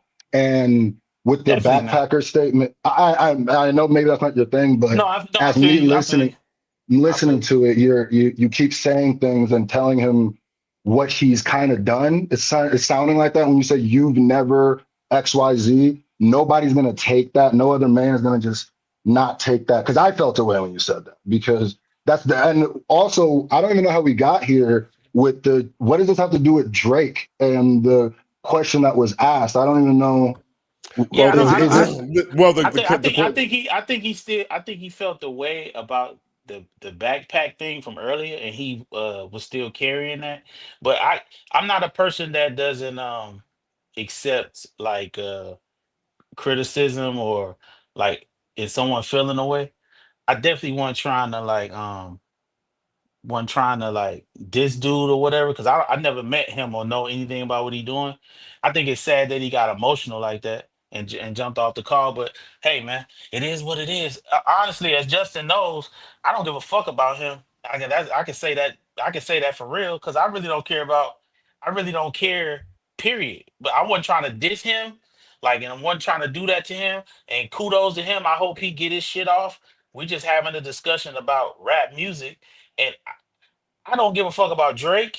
I don't give a fuck about OVO. I don't give a fuck about the lawsuits. Like that's what be tripping me out. How people really get emotional talking about shit. This shit right here. Like this shit don't have no bearing. you understand that though. I mean, you've been not only an artist and a professional in the space, but a Before you fan in was the an space for a executive, while. you You was get a it. member. You understand what it No, is. but You know, I'm just you know no. how What I'm people saying. feel. No, You've I'm been to the saying barber is shop. it's You just used to dog. go to It's the so barber shop. no. But it's Before you just had so him coming crazy. over, cutting them at the house. Exactly. So it's dog. It's so crazy. It's so crazy how like people really be investing in somebody else's shit. Like I don't be giving a I damn. don't I That's don't why think. that. I don't think that's what But That's this listen, was. Pat, no, I no, don't no, think no, that's no, what this no, no. moment was though. I'm just no. I'm not. I'm not this even ain't talking. really. I'm not even talking. I'm not even talking about him just specifically. And Yeah, Justin knows this. I'm just talking about how long this in has general. carried on. And I think, But and it's I'm gonna say important, this Pat. It's as a important. Drake Though. fan, Yeah. I'm gonna say this: the suing shit, I can't get with that It's on because brand though. I told Justin this. He has managed to make He has managed to make us cape for Universal Music, Yeah. which is crazy. That I never thought that it would be a time where the people would cape for $1 billion corporation, Yeah. and like he has managed to do that. And I think that's a bad move on his team's part. I'm not fucking with that. Like I'm That's not actually, fooling with that. but Like I stat. ain't fooling with that at all. That's actually on brand. What I'm saying. I've been saying this since 2018. Stat. I'm not lying to you. When we was talking about it, when me and Dot said, I knew it. And it broke him. Like it. This is what I'm saying. Like this is what they arguing, Stat. When you hear them arguing, now don't get me wrong, there are some people that are vested in the battle, but then there are some people like Screwface or Curtis who really built everything out the mud through the culture, right? Through the artistic culture. And they are serious and I actually enjoy hip hop in their hands. Don't get me wrong. I've seen the business. I know what record making is all about. Like I'm all with the record making, but I also understand you don't get the 90s without the 80s. And we're so far removed from the 90s, you know, when records, when Death Row and Bad Boy and LaFace and them start putting out these consistent, you know what I mean, rap records that are triumphing on the charts, they passing all the pop songs, but the culture was intact. And it's been so long, since the culture was intact, like it needed a reset to the 80s. It needed to go back to where you can get, you know, an Audio 2 top billing. Like it needed that. And those brothers specifically like Kurt or John, they are the real, you know what I mean? They are stimulating that economy. They're creating the way the next group of hip hop kids is going to be able to tell the stories. Like Chuck D says, if it's the ghetto CNN, they're going to be the reason the next generation will. And I know, you know, like I said, how old is Curtis? Wait. I think that's a great transition point. You know, so we're gonna move on to the next No, topic. that's right a dope. That's a dope point. That's a really I great fuck with transition that. I fuck with that. point. So That's a great point. one of the things that, you know, I think we have talked quite a bit about is the amount of just dope music that has dropped over the past summer. Right. We've got Jid put together a really great project. I don't know how everybody else feels. Clips is my album of the year right now. You've got Chance the Rapper, Joey Badass just dropped. G Malone, we're talking about new ways that people are going to do stuff. G Malone just created the digital maxi single for his track Wanted. You've got Screwface John going viral off his new track, Document 79. You know, where does everyone feel about where the quality of the music that's coming out, away from the star power, away from how well it's charting at this point? But how do you guys feel about the music? I think some of right the now? best hip hop music has come out this year in a long time. As Right. far as just like bar for bar, motherfuckers spitting. I think some of the best beats, rhymes. I think this has been one of the dopest years in a long time. You know, everybody's doing their thing.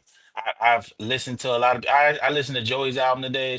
That shit. He got some joints on there. Chan's album was great. Of course, the clips, JID, Bodie James shit was stupid. I know Glasses did this motherfucker. You gonna give us some shit. So this has been a phenomenal. Did GNX drop this year or was that no, that was last year? December last year. That was last year. November. But yeah, I'm sure Keem probably start coming here soon. Like this been a phenomenal. It's been a phenomenal year, and there's a lot of guys that's underground. That's holding a weight and dropping some dope music. I only say it's that other side that we missing, and that's where we dropping the ball. But on some like the culture and people making dope music and great beats, I feel like we're in an excellent space in hip hop music. My opinion. You know what I'm saying? What do you think, Screwface? Yeah. I think it's been the music has been absolutely great. I think I have multiple contenders for album of the year, and I don't think I've had that in a while in 1 year where it's like multiple albums. It's Clips, but I mean, you know what I'm saying? Like multiple ones that could be contender of the year, which is good. I think people are really focusing on the content, which is great. I think we were in a very, very passive listening era where it started to be like cool to be super like not saying anything, and to the point where if someone was saying something it was almost shunned. And I think like the tides have turned, but this is just the ebbs and flows of how hip hop always goes. I think we're gonna slide into like an era that's very the antithesis of what we were just in. And then eventually it'll turn over again.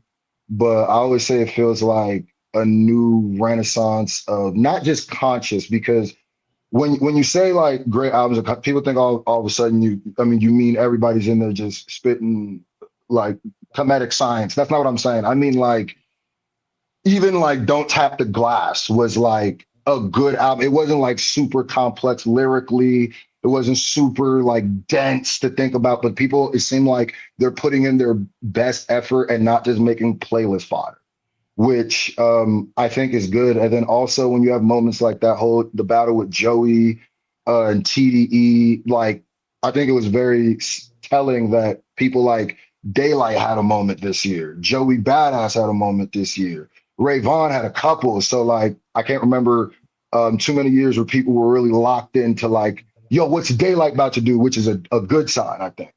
So yeah, that's what I think. That's one thing too, right? That Tyler album is a sleeper,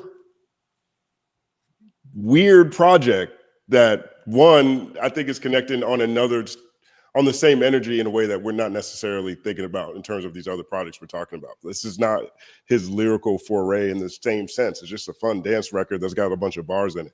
Macito, what do you think about where we are right now? There's been great hip hop music dropped this year. I think nobody can debate that. You know what I mean? We've gotten, high level albums this year. So, I don't think anybody can really say anything different about that, but to offer not some pushback, but just alternative, right? Like Stat is 100% correct, right? We can't just focus on that, right? We need the hits, right? We would like a few more hits.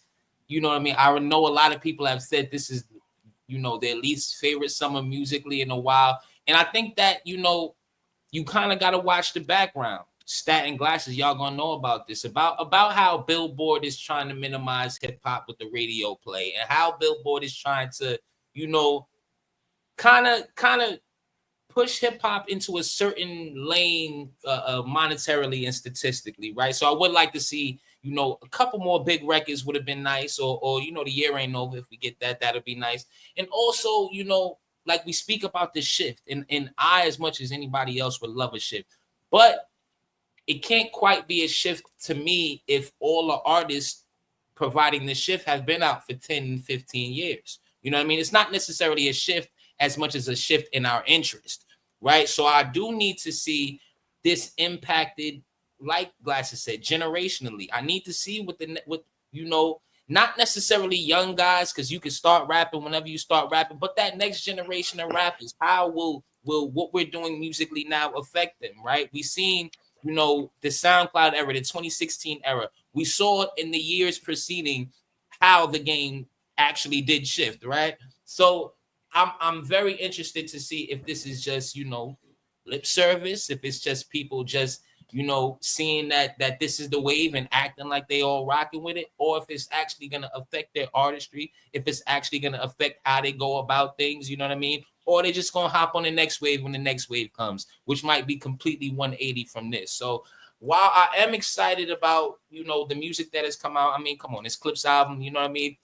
Some people fronting on the Joey album. I love the Joey album, you know what I mean? A lot of people have been putting in a lot of work this year. A lot of our favorites have been putting in a lot of work this year, but I need to see a little bit more. I'm not happy with it yet. I'm not going to act like we at the finish line. I don't even think we at the halfway point of where we trying to get with it. You know what I'm saying? I'm not even sure we're all the way back at the beginning yet, right? Because things go through cycles. Sometimes, what's Thomas Jefferson say? Liberty's got to be refreshed by the blood of patriot and tyrants at different points in time. Hip hop is no different, right? Everything gets big and then everything gets small, right? You look at Wall Street, right? We're in a time of extreme acquisition right now. We will run into a time where, hopefully, in my opinion, actually, well, you will run into a time where everything is broken up. The history of the music industry is like that. A whole bunch of collaboration, consolidation in space, and then everything falls down into a whole bunch of different companies, and then it builds it back up, right? I think we're in that space right now. We're in a space, for example, where we're in between sounds, right? Which is one of the things that's most exciting to me about regional rap. We don't know what the next sound that's dominant is. So I like Joey going back to different eras of New York and playing with different sounds and putting some twists on it. I like Chance the Rapper going to Chicago and giving me all my favorite eras of Chicago on this project. I love Metro Boomin going back with his celebration. I love what GNX is doing. I love Bad Bunny going to Puerto Rico for WTR Mas Photos. I love Redman going back to Jersey hip hop or the Jersey bounce sound for Muddy Waters too, right? Everywhere I look, everybody is straight up going to different directions and finding sound. To me, that's exciting. Urban, cultural, artistic expression. Once you stripped, to Stat's point, Drake was such a league leader making rap songs that your records needed, like, it was so important. How do you get a budget from a record label and how much it sounded like them? I mean, even from the pool of producers that they had. Like, there was a time when Pop had hip hop in a headlock. And that's why I'm saying the fact that we are like losing our mind over hip hop being like, you know, different, because that's all we call it, regional rap, but it's really just different. You know what I mean? The fact that we're losing our mind over that, that's how it was before 2008. Like Kanye is the first one that kind of came in and started to, forgive me, yeah, you know, my boy, kind of popularize how we heard it. You know what I mean? Where you hear, wait till I get my money right. You hear certain things where they kind of started to be more functioning, you know, like pasteurized. You know what I'm saying? Like, and then Drake, you know, with 40, they're so brilliant with how they approach making records. You know what I mean? That became the standard. Like I keep saying this. I heard an interview with Hitmaker with Young Berg, and Berg was like, what are we gonna do now?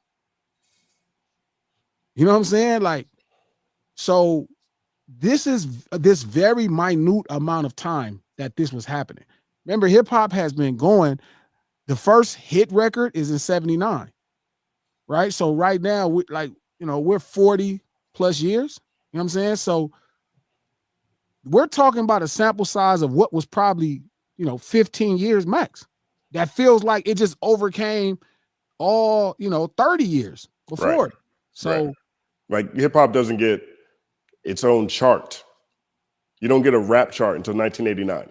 you know what I'm saying? So I feel like In the grand scheme of things, in this grand scheme of this big thing we're talking about, a very small amount of time has dealt with chart topping, platinum selling, global trending things. You know what I mean? Like in the grand scheme, majority of the time has been cultural, regional, different, but the niche. 80s, but the 80s set it up for the 90s. You know what I mean? You had the message, but you had a bunch of Treacherous 3 records that wasn't the biggest song. Top Billing is not a chart topping master. Like to Curtis's point, like we've always had that until Dr. Dre, until Puff, Tony Polk, until RZA, you know, a couple guys come and they really start making records for hip hop to compete with all records through all genres. Before that, it was pretty hit and miss. You know what I mean? Like it wasn't a standard. We wasn't as competitive with all music. It was something specifically for people that grew up this way or people that was interested in people who grew up this way. I remember like studying some shit from 88 when Tone Loc had these smash hit records. I mean, he was whooping the shit out of NWA on the charts. And nobody gave a fuck. Nobody made Tone Loc better than NWA because you understood culturally what was happening with NWA. You realized that was a renaissance of a movement. Like, what is going on with these people? And Tone Loc got the biggest songs in the world. Funky Cold Medina. Wow. I mean, To this day, I don't know what a Funky Cold Medina actually is, by the way. he Is tells it a you beer? about it. Is it a drink? Is it a drink? It's Is a it a beverage. woman? Is it a woman? It's a It's a beverage. beverage? Okay. It's a beverage. So I'm saying it's like, My vocabulary wasn't where it is now back then when I heard that song. facts. But I'm saying, like, you know, it's cool that we get this extra time because, like I always say, Screwface, this could have been rock and roll. We would have not been around. There would be no possibility for the ghetto. If this is the ghetto CNN, there'd have been no possibility and no action for the ghetto anymore. They would have been written out of it. And people don't believe it could happen. It's happened every single fucking time. So I'm glad, like Status said, like I get it because it does put Drake under a microscope. And that's kind of fucked up for somebody like me and Stat who really revere great record makers. You know, because we did come up in the era where, you know, we didn't even have to worry about culture. That was so second nature. You just had to worry about making a record. You know, Fabulous could go team up with Rick Rock and get Nate Dogg because you knew he was from New York. It was never going to be a question. That's how spoiled we were culturally. So we came from an era to revere great record makers. But then now we have been so far into it that now anybody can make records that sound like us. And long as they could pass as us, those people started to get the budgets, the credit, and that's who they started to mold everything about records to the business. And that became a problem. So I'm proud of Dot, you know, cutting his head off and forcing him to retreat and figure out what do you really want to do? Like you have to make a choice. And when you see he's forced to make a choice, He's making the truest, most authentic choice that he can make. I'm going to I think sue what you over the thing you said in this record. I think I'm gonna say this because I'm about to go. Well, First of yeah. all, I want to if y'all know Curtis, tell him it's all love. I don't know if I wasn't. He took Stan, that I'm the gonna wrong way. put y'all together, man. Me and Justin, man, Yeah, we gonna because it's Yeah, all we'll, he. we'll, Yeah, because we'll, we'll figure that out. We'll figure that out. that ain't your style. that's one thing I want to say. It's all love. I ain't tripping. And number two, Kendrick is phenomenal because to me in hip hop that was the last like big record, and that's I can say what Glasses is talking about. I just, from somebody that sat in that studio night after night after night for myself and other people, trying to make those moments and make music that would connect with millions of people. It's just a very difficult thing. And so when I talk about Drake, I have immense respect for however it came. Okay, how collectively or however he made the hit or however he did it, I have a immense respect because I feel like he came from a place where I remember Carnell Official. We didn't fuck with no Canadian rappers, you know what I'm saying? So like I remember Carnell, that was my dog. So I got a lot of respect. Like I said, Boy Wonder's like my brother. But at the end of the day, I live in LA and you know how close me and Top is, and Kendrick is always gonna be family. So it is what it is. But I'm gonna It's say all that close. It's all close anyway on the squabble, dog. It like people exactly. don't know how. Yeah, Yeah, it's like when Joey Badass was doing this thing, I'm like, man, people don't understand how close Joey is to TDE. You know what I'm saying? So when I knew he had records with Soul and all that, I knew what that, you know what I mean? So it's just the same get out now. I think this Drake shit is a little bit different and deeper, but yeah, man, it's all love. But I appreciate y'all.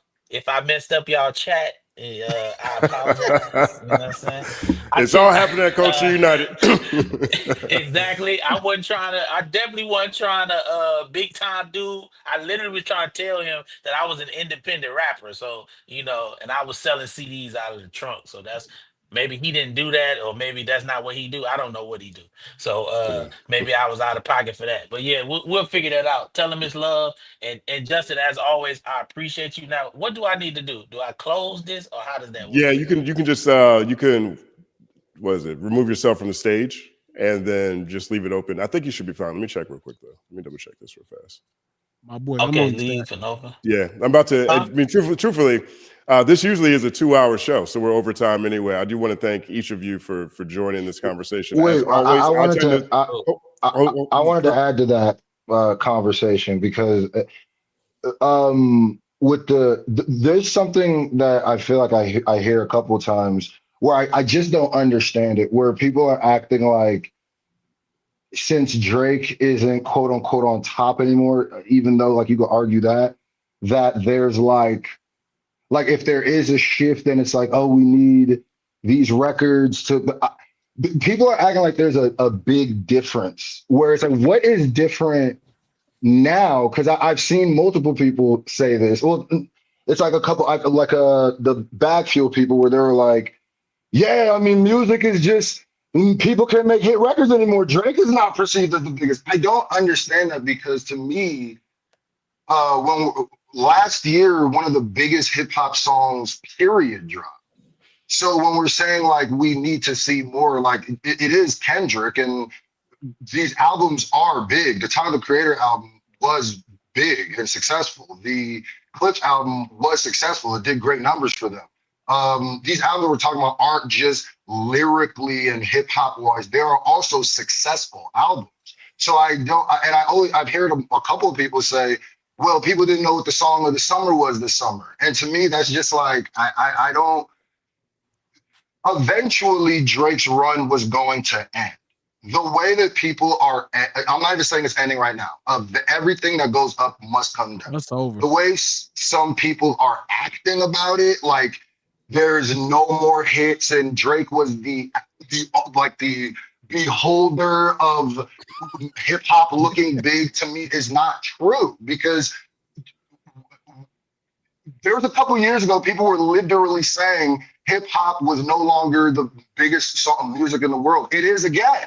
So it's like I don't I just don't see the when people are saying like, man, I just don't know, man. We just because I feel like the insinuation is if Drake isn't perceived as the biggest, now all of a sudden hip hop cannot go to a certain level, which is just not true because we just saw the first solo hip hop act of the Super Bowl. We're literally watching history happen. People are like, I don't know, I need to see more. But it's like this history wasn't happening 2 years ago and we were fine. Was it because Drake was perceived as the top?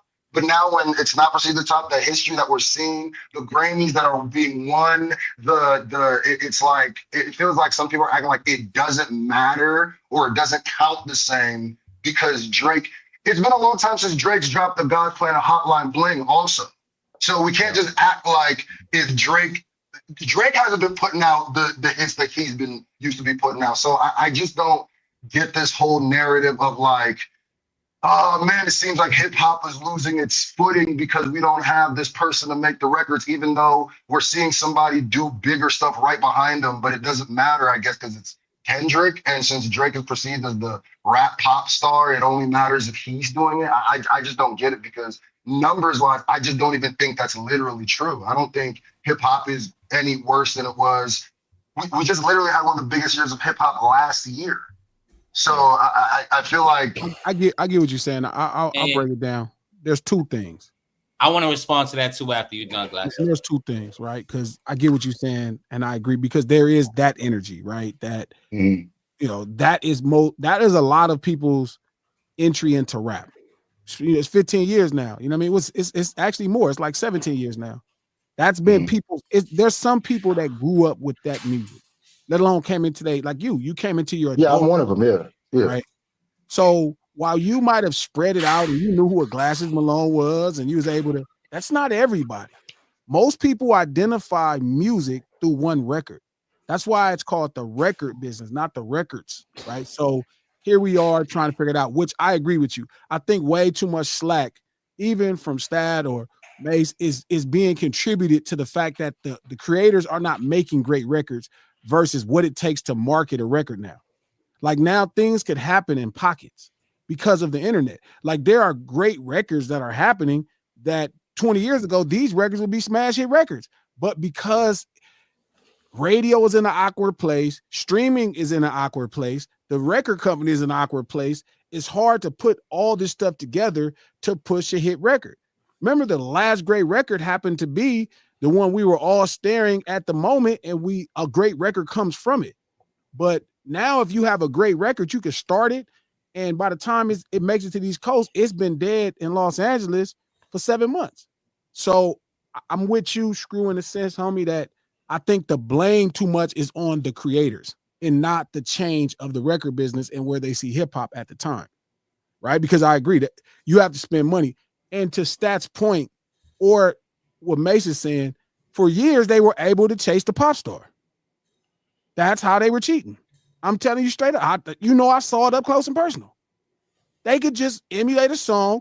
The budgets would be like, the suits would be like, hey, you know what? That's a boy wonder.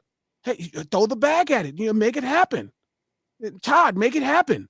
Hey, that 40 guy did that. Hey, no, that 40, they did that. Hey, throw the bag at it. Now the companies, right, where all the companies have been shrank down, right? Now it's only a handful of companies. It's a ton of distribution companies. It's only a handful of record companies. And everybody is like, I don't know what to, like I'm watching people work. There's a record on the West Coast, right? You know it, Gang Gang, right? Yeah. They're trying to figure out how to make it work. Back in the day, you would just email it out, John, to everybody at once. And then, hey, you get on this record, Gang Gang. So I agree with you that it's too much blame being placed on creators outside of Drake, where it's like they're not as good as Drake, because that is a sentiment that's ridiculous. Versus the safe thing that they have been betting on for years, right? Which they use Elvis the same way, and they started making things that look like Elvis, and they start using all this stuff, right? They betted on everything. Now they don't have that safety net. So now everybody is thinking twice about every dollar. So that's the one thing you see is obviously the Owls. The Owls are going through it. They're having a crisis. You know what I mean? It's fucked up. Like their guy is his cultural cachet is snatched. And now, remember, people like Berg and them, that's who they follow as producers. Hitmaker. Remember, Hitmaker was one of the most dominant producers over the last 10 years. He don't know what to do. That's a bad thing, though. And the thing is this, if you go ahead, brother. No, the thing is this, Screw. I understand where you coming from to a degree, but it's like the albums that we talk about, where are the records on these albums? And I know as the Drake fan, right, everybody's gonna automatically think, oh, you just want to shake your shoulders in the club, bro. But no, that's not it. Like even in the past, even our classic albums that were classic for the quality of them had records, right? Where's Shook Ones was a record, not a hit. I get that's 90s shit, right? But where's the trap niggas? Where's the One Blood? Where's the signatures? Hip hop songs, the records that are carrying, you know what I mean? That would make 100 best hip hop album. Like I love these albums. I love them. You know what I mean? And it's really not a Drake thing because I don't even think it is, Mace, as much as you don't understand it is, Mace. It is though. And I get what you're saying because you're not personally making it, but the way you're consuming music is based off of that. And the way what John is saying is based off some other things where we would have let's say Jizza. You know what I mean? Jizza's first record, right? Liquid Swords, right? Swords, you're talking about. Right? You didn't worry about that. The songs happen to be for everybody else. The songs was never for us. And I think that's what John is saying. Like we listened to Doggy Style. Gin and Juice was not as important to us. So he's saying like we're still getting what we want. The argument Curtis is saying people complain about what everybody else getting. To a degree, I understand where you're coming from. Yeah. And not to mention the clips don't have a history. That's not their strength. Their strength is outside of grinding. Their strength is not about single records. And Pusha T's strength, that's not his strength. But to John's point, the success of their album without that shows that there is a different shift happening and proves that there's a shift that's happening where people want more. I guess my question is can never be whole and for what we're trying to go through. Like if we trade the hit guys for the clips, we still missing something. I want the battle. Hold on. That's my point. That's my point. You said if we trade the hit guys for them, you're saying Drake. All the other hit guys are still here. I hear Big X the Plug a lot when I'm outside. He's a new hit guy. He's a new hit guy. 2 years. But that's what that's my point I'm making. My point is what you guys are saying, I get. Well, no.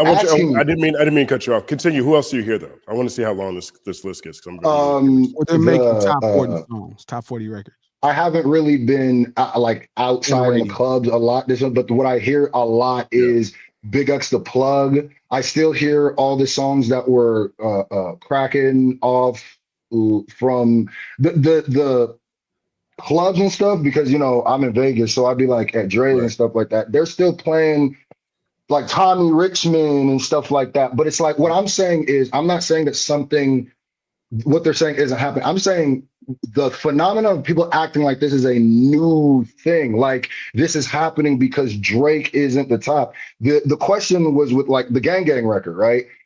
And I love that record, but that record is a type of record that would have had a hard time breaking no matter if Drake was the biggest or Drake is not. I'm saying the core of people acting like if Drake is taken out of the equation or the hit makers, which I don't know who else has been taken out besides Drake. Future's still here. I hear like that. I hear songs off their last projects. Who besides Drake is with the hit makers are gone, and Drake's not even gone. So I'm saying, he's gone. And I definitely want to get Professor Sky in here because he's been patiently waiting for a minute. I know he's got some insight on this. Sky, what do you think about this? Well, it kind of ties in because like the other person who's missing is Kanye. And like Kanye and Drake missing, Read My Soul did a great video. Sorry, my dog's throwing up in the back. I'm having a hell of a day over here, everybody. But like Read My Soul had a great video about the missing middle class. Are you okay, buddy? The missing middle class of hip hop. And this is the year where the middle class, like they became the stars, right? Like they're not the superstars. Like we don't have the superstars anymore because Kanye and Drake were the only real superstars. and they're gone. And now Kendrick is like the superstar who's still there, but he doesn't want to be a superstar. So that allows like everyone who incarnates any of the values that Kendrick has and that he values, like they get all this shine. So all of a sudden, Clips and Chance and like Joey Badass is like the number one. The example I gave was 1998 was one of the greatest years in the history of hip hop. And NORE by Noriega was like a mediocre album for that year, but that's a great album.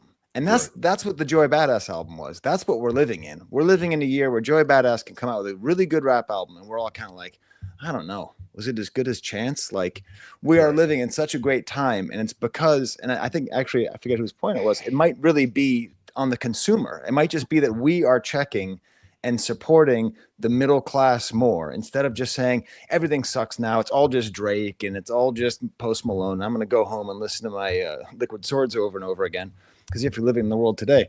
But like, really, we just have it so good. And I think that's why I think that the middle class is up, and I think they are going to make hits. And that thing you said, Glasses, about you need the 80s before the 90s. Right. And that is going to be right. I'm going to be thinking about that all night. Because I think I get what you're saying. Like, it's true. Like, we're not in the 90s again, but maybe this is some kind of 80s where you can have successful rap groups that are not. Yeah. You know, 1%. I want to add to this real quick. I mean, one thing that, first of all, on the Drake side of this, right? I think Professor Scott, I think you summed it up well. Drake and Kanye, and I think last year you made a great point because Ye was one of the first people to make various regions palatable to the mainstream at that point in time in 2000. I've been, you know, Justin, how long I've been thinking about this motherfucker because this is all his fucking fault. This is his fucking fault. Because before him, it was really, in my opinion, it was Diddy who would take his artists to collaborate with people in different regions to get the hit. And then Ye did the inversion of that. He would take whatever sounds were in different regions and put them into a pop presentation, right? And so that's where you really get scale to a different degree in terms of, from a chart standpoint, from a going platinum plaque standpoint, from a, oh, you got to work with this guy standpoint. I mean, even people like, if you look at the number of just pop records that Polo the Don had in 2006, right? Polo the Don has got Ludacris records. He's got Gwen Stefani records. He's got, like, you know what I'm saying? Like, that was a relatively new thing, right? And so we're at the tail end of that long cycle. And I think Drake is the last one that people identify with that. That pasteurized rap music. Right. And Drake's the last one people identify with that. But that's a long tail cycle that we've been experiencing, right? I don't think, now, of course, hits are still going to be made, but I do chart report every week. We do chart report every week on this channel for this particular reason, just to see what's going on in the rest of music. Where does rap hang with other genres? And I can tell you, if you look at that top 10 songs this year, is Nokia's Luther, is Outside for a Day, it's All the Way for a Day. Right now is our K-pop Demon Hunters. When you said songs that you hear, Big X the Plug makes sense because not only did Big X the Plug have we had two top 10, top 20 joints off of Take Care, which came out end of last year. He did a whole country album just now, has 4 songs on the Hot 100, and broke the oddest record, a record I never thought I'd hear today. He's the only artist in history to go #1 on the hot rap charts and the hot country charts with the same project, ever. Right. So he's doing a different type of crossover. He's crossing over between rap and country because country is dominating from a macro standpoint. Right. The point is he going to be Drake Malone? This is amazing. Like we get. I think he's going to be. I think he's going to be. I think he's going to be organic. He's just going to be Big X the Plug. Yeah. You know what I mean? I mean, look, you got Shabuzi and you've got Shabuzi and you've got Jelly Roll, who've had massive success on the Hot 100. That's the first time you've had 2 country artists who used to be rappers. Both of those guys started off rappers, and now they're 2 of the hottest guys in country. That's never happened before, right? So we're just in a different space when you're talking about what a hit record is. And that's not even unique to hip hop. Pop is struggling. Yeah. If you go look at these charts, most of these songs came out last year or the year before. New music in general is struggling. It's taken a long time, dog. This is a whole nother conversation for a whole nother day. What was you going to say, Screw? I was gonna say my thing that I was speaking to is like I agree with these things, but when you said that there's how many rap songs are usually in the charts like throughout the years? I'm saying, is there a is this It's a decreasing trend line. Last year was an outlier because of the battle. The year before, the 50th anniversary, was a low year. The last time we've had a year that was heavy on hip hop is the years the baby, all the way up until the baby started talking too much. Yeah. Okay, Right. so that's my point that I was making is people are equating this to Drake's perceived decline, right? Well, they should, because I'm that also saying- coincides with his perceived decline. I mean, for broadly speaking, not necessarily because of the No, but Austin I'm battle, saying that this is but he a ain't been the same trend. since Scorpion. True, but I'm saying that this is a trend. People are equating it like, but people weren't saying that during Scorpion. People are saying that now because of the battle. So Well, they're looking at it like they're saying it now because Drake is the one person, or the last person, or the most recent person outside of Kanye, who could jump on a track from any rapper and elevate it to a certain degree. You don't have that with anybody right now, and so that goes into this notion that I completely disagree with. That, the stimulus package, the Drake stimulus package, I don't agree. I think that is actually fortifying Drake's career. I think Drake needs to do that because a lot of his stuff hasn't been standing on its own either, personally. But there's a great, not a great lot of rap people. roundtable about that. I was listening to you guess- guys earlier today. You were talking about it. Right. Like if somebody wants a hit right now, you go get Jack Antonoff right now. Go put Morgan Wallen on it right now. Go put Sabrina Carpenter on it right now. And that shit might not Go. All of them at once. My only point was that I feel like actually, matter of fact, go put Huntrix on it right now. It's not gonna work. Go find Huntrix and Saja Boys from K-pop Demon Hunters. It's not gonna You work. will My run point it was up more right with now. with the people that were saying like that stuff on the Backfield stuff who are equating this to Drake's perceived, specifically to Drake's perceived. SO and I told him. Hurricane. I texted him. I said yes.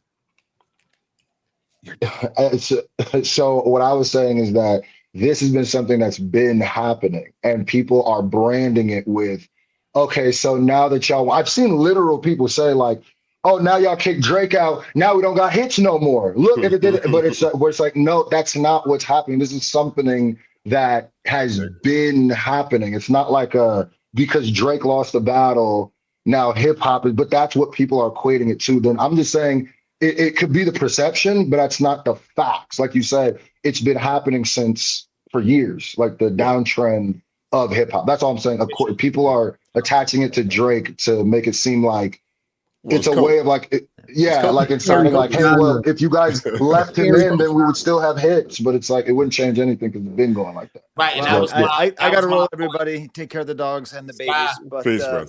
thank you so much. It's been a lot of fun being back. Definitely. Thank you for the extra time. Normally, this only goes for about 2. I do want to wrap this up. I'm gonna stay on and answer some questions from the audience. I'm sure there's some people, but big thank you to Macito, Glass Malone, Stat, Screwface John, my brother, Professor Sky, the illest. 9-second applause to you all. Shout out to you guys. Thank you, everybody. Shout out to the chat. I love you guys. Thanks for having me. I was gonna just be for a little bit, but then I decided to stick around because it got hot. Appreciate you, man. Screwface John got the best energy in music and media. Man, thank you, man. I appreciate you, man. Thank you for everything. And you don't even know, but the first time I ever met Glasses Malone was, God, what year was that? This was a long time. He came to Nebraska back when I was just like a nobody, just some local Nebraska rapper. He did a song with me. So that shit was, I'll never forget that. And that's forever my dude for that. I appreciate that. I feel like we didn't even get to talk much then, but like it's dope that we got to double back around. And it's always great to see the people that you see and you think something of and it work out. Like that shit is dope, bro. I'm sorry you're in the lawsuit, but I'm happy for you too. I'm proud of you too. That means you really putting that shit down, dog. That's what this shit is about, man. Fire that shit up. Yeah, and it's crazy because that's what I always said. The first people who showed me wild love was Tech Nine, Glasses Malone, Kendrick Lamar. Literally. Wow. Those are the 3 people who gave me like my first like big cosign. Literally. So I'll never forget that, bro. So thank you so much, man. Yes, appreciate Wanted you. and Document 79 out right now. Yeah, yeah. Well, Oh, make I'm sure. gonna be dropping my reaction to that tomorrow. By the way, glasses. I Man, got I my appreciate you. Wanted, yeah. Glass Malone, Jurassic 5. That was an important thing, getting the brothers back together. Shout out to Justin. Shout out to everybody. Esito, Screwface, Stat, Kurt. Love y'all, man. I'm out here. Appreciate you, Yep. bro. So, Peace. Oh yeah, make sure you guys, when you guys leave, make sure you guys keep the link open so the downloads can wrap up. So Salute, y'all. Yeah. Appreciate being up here, Justin. My Thank brother you, Mace, appreciate you. All right, see you soon, man. gotta kick me All out. right, Joe. League. Oh, there you go. There you go. All right, bro. Peace. Let me see. Glass hadn't finished this thing, so let me send this to him. Glasses. He's got 38%. What's Glass been doing? He only got 30% upload. Shoot. Let me see. Click this link and keep it open. Okay. All right, I'm back. What's up, y'all? What's up, you guys? Thank you guys for rocking with me. This has been the first Culture United in a couple of months. Now, I did drop the live video on the channel, so I think you guys have seen that. It's been available to members for a while. I recently just made it public. But I don't think I've seen one. This might be the most contentious one we've seen. You know, we haven't seen one since Friday Ricky Dread. You know what I mean? And, you know, obviously, Curtis is my brother. You guys know that's my brother as well. I look at that moment, and I also just look at a moment of miscommunication, right? And here's what I mean by that. Now, yes, I understand Stat. When Stat talk, Stat sounds like he's coming from a place that he always isn't always coming from. Because when Stat comes from a place and he's really trying to little bro you, it's a totally different energy. Trust me. Right. Now, but I understand how that can come across. So I agree with everything that Screwface John said there. I think Screwface, I'm really happy Screwface said something in that moment. And I understand where Curtis's energy, why Curtis reacted that way too. I do as well. You know, I think in that moment, and probably throughout the majority of this episode, I will say this wasn't my best moderating overall, particularly in that moment. I think it's my job to do a better job moderating and identifying when things are starting to skew a little way. I don't think I did a good job of that at all there. But genuinely speaking, knowing both of those two men very, very well, and understanding completely the comments that I'm seeing you guys leaving about how Stat comes across, I can tell you 100% that wasn't Stat doing that. That was not Stat doing that. Now, Stat does that. I've seen him do that, and that's not what that looks like, right?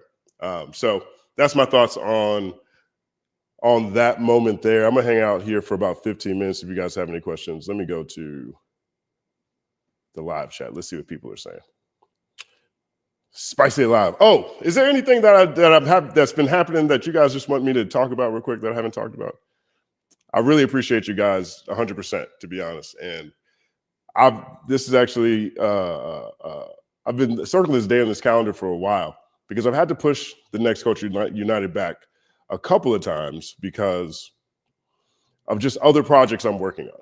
And so I have been very, very intentional this summer with setting up things that I'm rolling out this fall. I've got very specific goals. And so there's and then I had a couple of life moments that took place over the summer. So I'm sorry for this table being tabled for the time it has been. So I know there's been some things that I've missed. If you can hit the like button, I'd appreciate it. Big shout out to all the moderators. Thank you guys for holding it down in here. Deluxe the champ. I'm sure Andy's in here. I think I saw Andy in here. Fly Science. I'm sure she's in here. Big shout out to Fly Science. Lils, I'm sure you're in here. Everybody in the Discord. Shout out to everybody in the Discord. Reed, I think Reed's a moderator in here now. My man said always holding it down. Javen. If I missed you as a moderator, my apologies. But I had a good time. I will say this. Like, that's another thing about Culture United that I am personally not upset with. I'm not bothered by. I am not bothered by people disagreeing. I'm not bothered by people not getting along. I'm bothered by disrespect. And that's where I feel like I didn't do a good enough job of moderating that moment because I didn't want either person to feel like they were being disrespected. And I know for a fact Stat wasn't intentionally disrespecting Curtis, but I can 100% see how it came across as disrespectful. And that's on me as a moderator overall. But as far as people disagreeing, I'm not mad at it. We had Stat and Mace sitting in here, in my opinion, giving really solid, great arguments when it came to the Drake OVO community. I think that is dope. People try to tell me that it's one-sided stuff. I don't think it's ever been one-sided. I don't necessarily pull certain voices that they would like me to talk to, but I don't let other people dictate my content or how I do things, particularly people I don't necessarily find to be the most ingenuine. But overall, I had a really great time. Let me know if you guys rock with it. Put the applause emoji up. 1 second applause. You can drop applause emojis if you guys rock with this. Let's see what we got here. To be fair, Stat isn't as bad as Friday, but he was disrespectful. I'll take that and I'll pass that message along.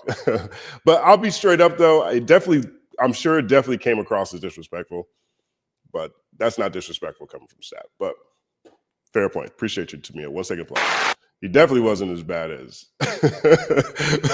I can guarantee you this: Stat tomorrow is not going to go do a rant on his Instagram account like Friday. Friday's my man.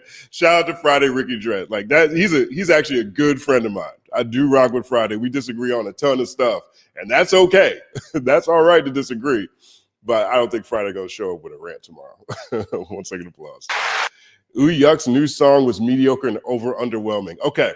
So apparently, I think there's about 5. Shout out to Deluxe. He was the one telling me about this.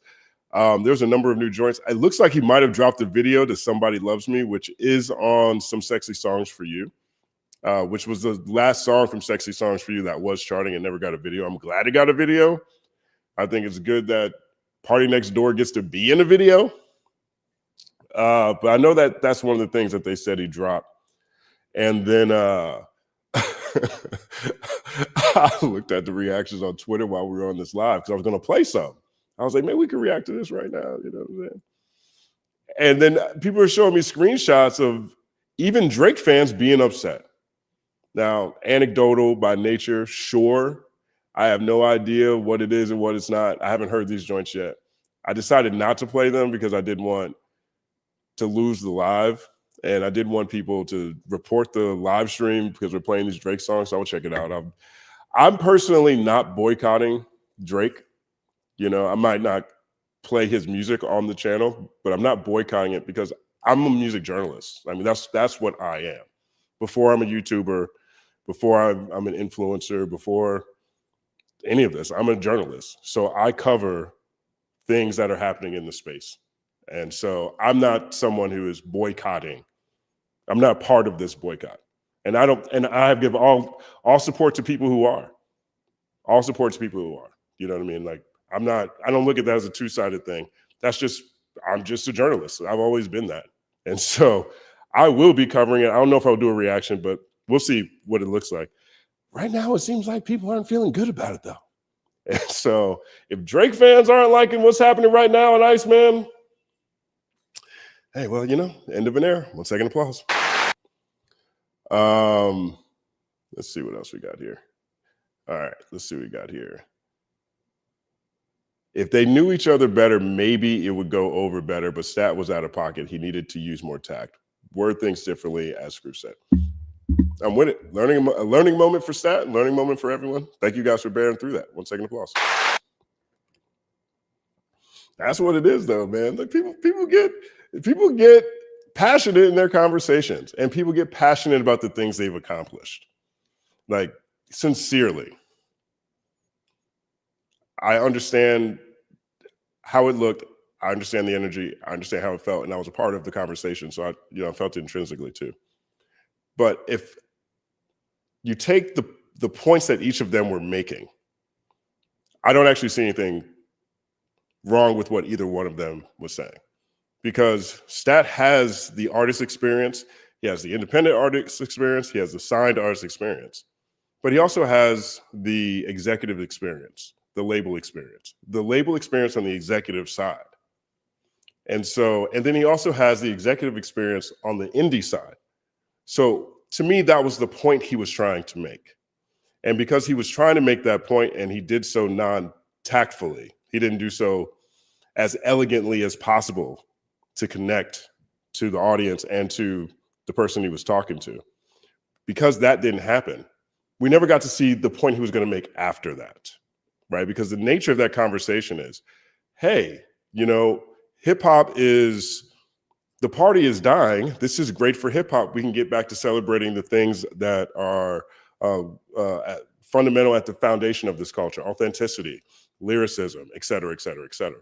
We get a chance to highlight those things and not have all those things be drowned out by the streaming anomaly that represents a culture that is truly not a part of, or these young people running to the fountain of quick cash because they heard that if you make a rap with Chat GPT, you can blow up on TikTok. Like, I from my point of view, I think that's what Curtis was saying, which I agree with.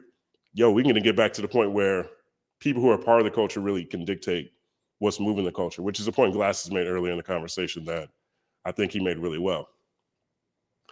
The thing around that, at the same time, from a industry standpoint, now whether people care about this or not, from an industry standpoint, there are opportunities that come from the investment that comes from the broader music industry or the broader advertising industry or the broader entertainment industry in general, right? For as big as Jay-Z got, right? People like Jay-Z or Nas or any of these guys.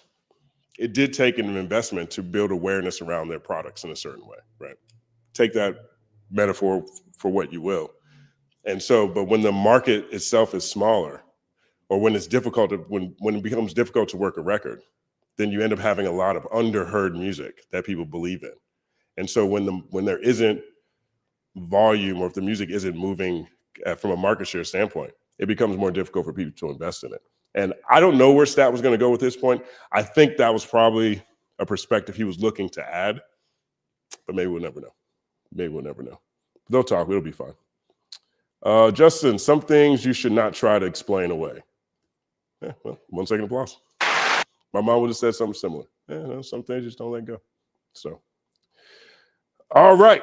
I'm going to go ahead and wrap it up. Do you guys have big plans tonight? I do have some editing. I have quite a bit of editing to do here. Let me see what's happening on the other comments real quick, because I haven't looked at these yet. Okay, people are talking to each other. Ask Lil Xan about Stat. Lil Xan hates Stat. And that's such a funny thing too, man. Because I was actually a big part of, I don't want to say a big part, but I was actually a part of how that happened. So Stat signed Lil Xan, and I was editor-in-chief of Hip Hop DX around that time. So Stat sent me, when Stat started signing artists, he would send me his artists all the time. And he sent me Lil Xan before I heard of Lil Xan.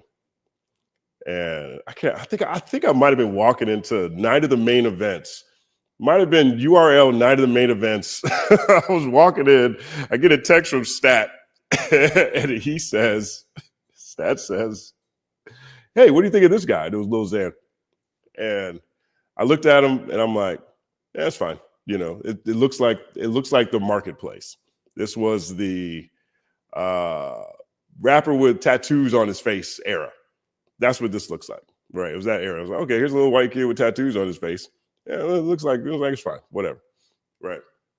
Because I don't, for me personally, I work in both sides of this. Like I'm incredibly indie. My career is hip hop. It is grassroots from the ground up, and I also have industry experience, right? So I can understand people's motivations, even if I don't necessarily agree with the product itself. You know what I mean? Like, okay, I can understand why Lil Xan is successful, even though I wouldn't define him as a good rapper, right? But if you're in the business of selling music and this is the marketplace, well, yeah, it's probably a good idea to do that. My career started in investment banking. We literally sell money. You know what I mean? So I can, I can separate things. I can understand different motivations either way. Either way, he sends me this. And I'm like, that's fine. So he ends up signing him, and he blows him up. He blows up Lil Xan. And gets him a deal at Columbia. Gets him a $3 million deal. And he gives Lil Xan one. Not as a deal, not as a recoupment, Not as like, okay, you got $1 million for your budget for your project. You got to give all this back before you can make any money. Not that. He gave him $1 million to invest in, to have for his work, for his labor, for his family. No, no like industry shenanigans. It's one of the most straightforward. I've actually never seen an executive do this. I've only seen Stat do this. I've seen Stat do this multiple times, but I've only seen Stat do this, right? And so I asked him why he did that. He says, well, one, he earned it. Two, I've had enough shitty deals. I've been affiliated and associated with enough shitty people to where I understand how this feels, right? And so we were at dinner. Me, him, and Mark Batson were at dinner. And Mark was like, yo, what made you sign Lil Xan? He said, oh, he had tattoos on his face and he looked like he could be something. He looked like he could be something. And so he said, I put $60,000 into his digital marketing, got his numbers up and got him $3 million deals and gave him one, not to recruitment, right? So not everyone is, my point is that, you know, a lot of times we could still be surprised in this space. We can still be surprised at how the business works, who people are outside of conversations you really have. And so whether or not people know that story, that's a very real story. Now, what happened with him and Lil Xan after that, that's a whole nother thing. And if you look at Lil Xan and Stat do not like each other. And that's also a very common in this music space as well. But that's also one of my favorite stories. And for people who follow this channel for a while, you guys have heard me want to talk about the Lil Xan case study for a minute. And that's the main reason why. Because I actually watched that Lil Xan go from nobody to blow up. And the only difference between him and the other people at that time that I've heard of, examples of, is that he got $1 million. The guy who signed him gave him $1 million and didn't tell him he had to give it back. You know what I mean? It's just a crazy thing. All right. I'm about to roll. Anybody else have anything else before I go? Anything else you guys want me to ask me about while I'm here? Let's see what we got. Yeah, man, that's a real thing.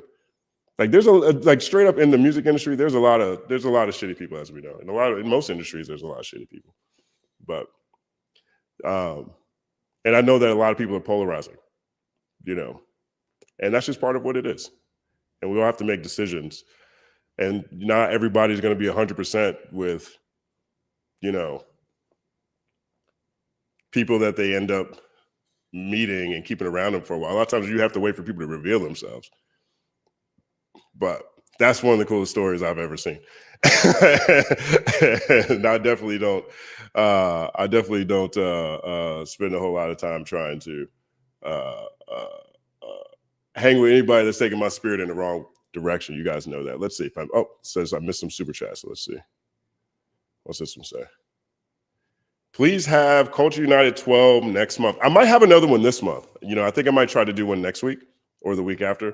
I'll say this. My goal is to have 2 Culture Uniteds a month, and my goal is to have 2 breakdowns a month. And that's one of the things that I needed to get prepared to do over the past couple of months. You know, because some of the breakdowns that I want to drop are things I have been working on for a while already. They're not just topical things that react to what's happening at the end of any week. So let's see what else we got. Let's see. Did I miss this one? If they knew each other better, I think I called that one. Let's see. I got this one. Okay, we got that one. Much love from Arizona. Justin Screw, Curtis Glasses. Thanks for the show. Thank you too, Isaac. 1 second applause. My man Isaac, he be holding us down. And let's see. Drake and Kanye both dropped music the past year. The consumer just isn't messing with it. Well, I think that's the case for both of them. Yeah, 100%. And I think both of them are definitely. What did Dot say? There's like a Kendrick quote for everything. What did he say?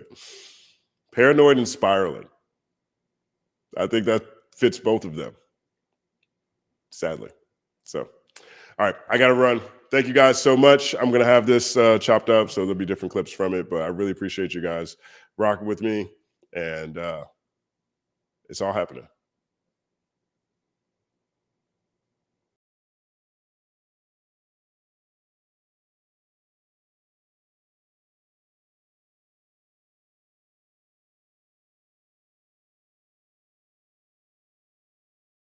Culture, united. Our culture, united. Our culture, united. Our culture, united. Connecting all over the world. Connecting all over the world. Connecting all over the world. Connecting all over the world.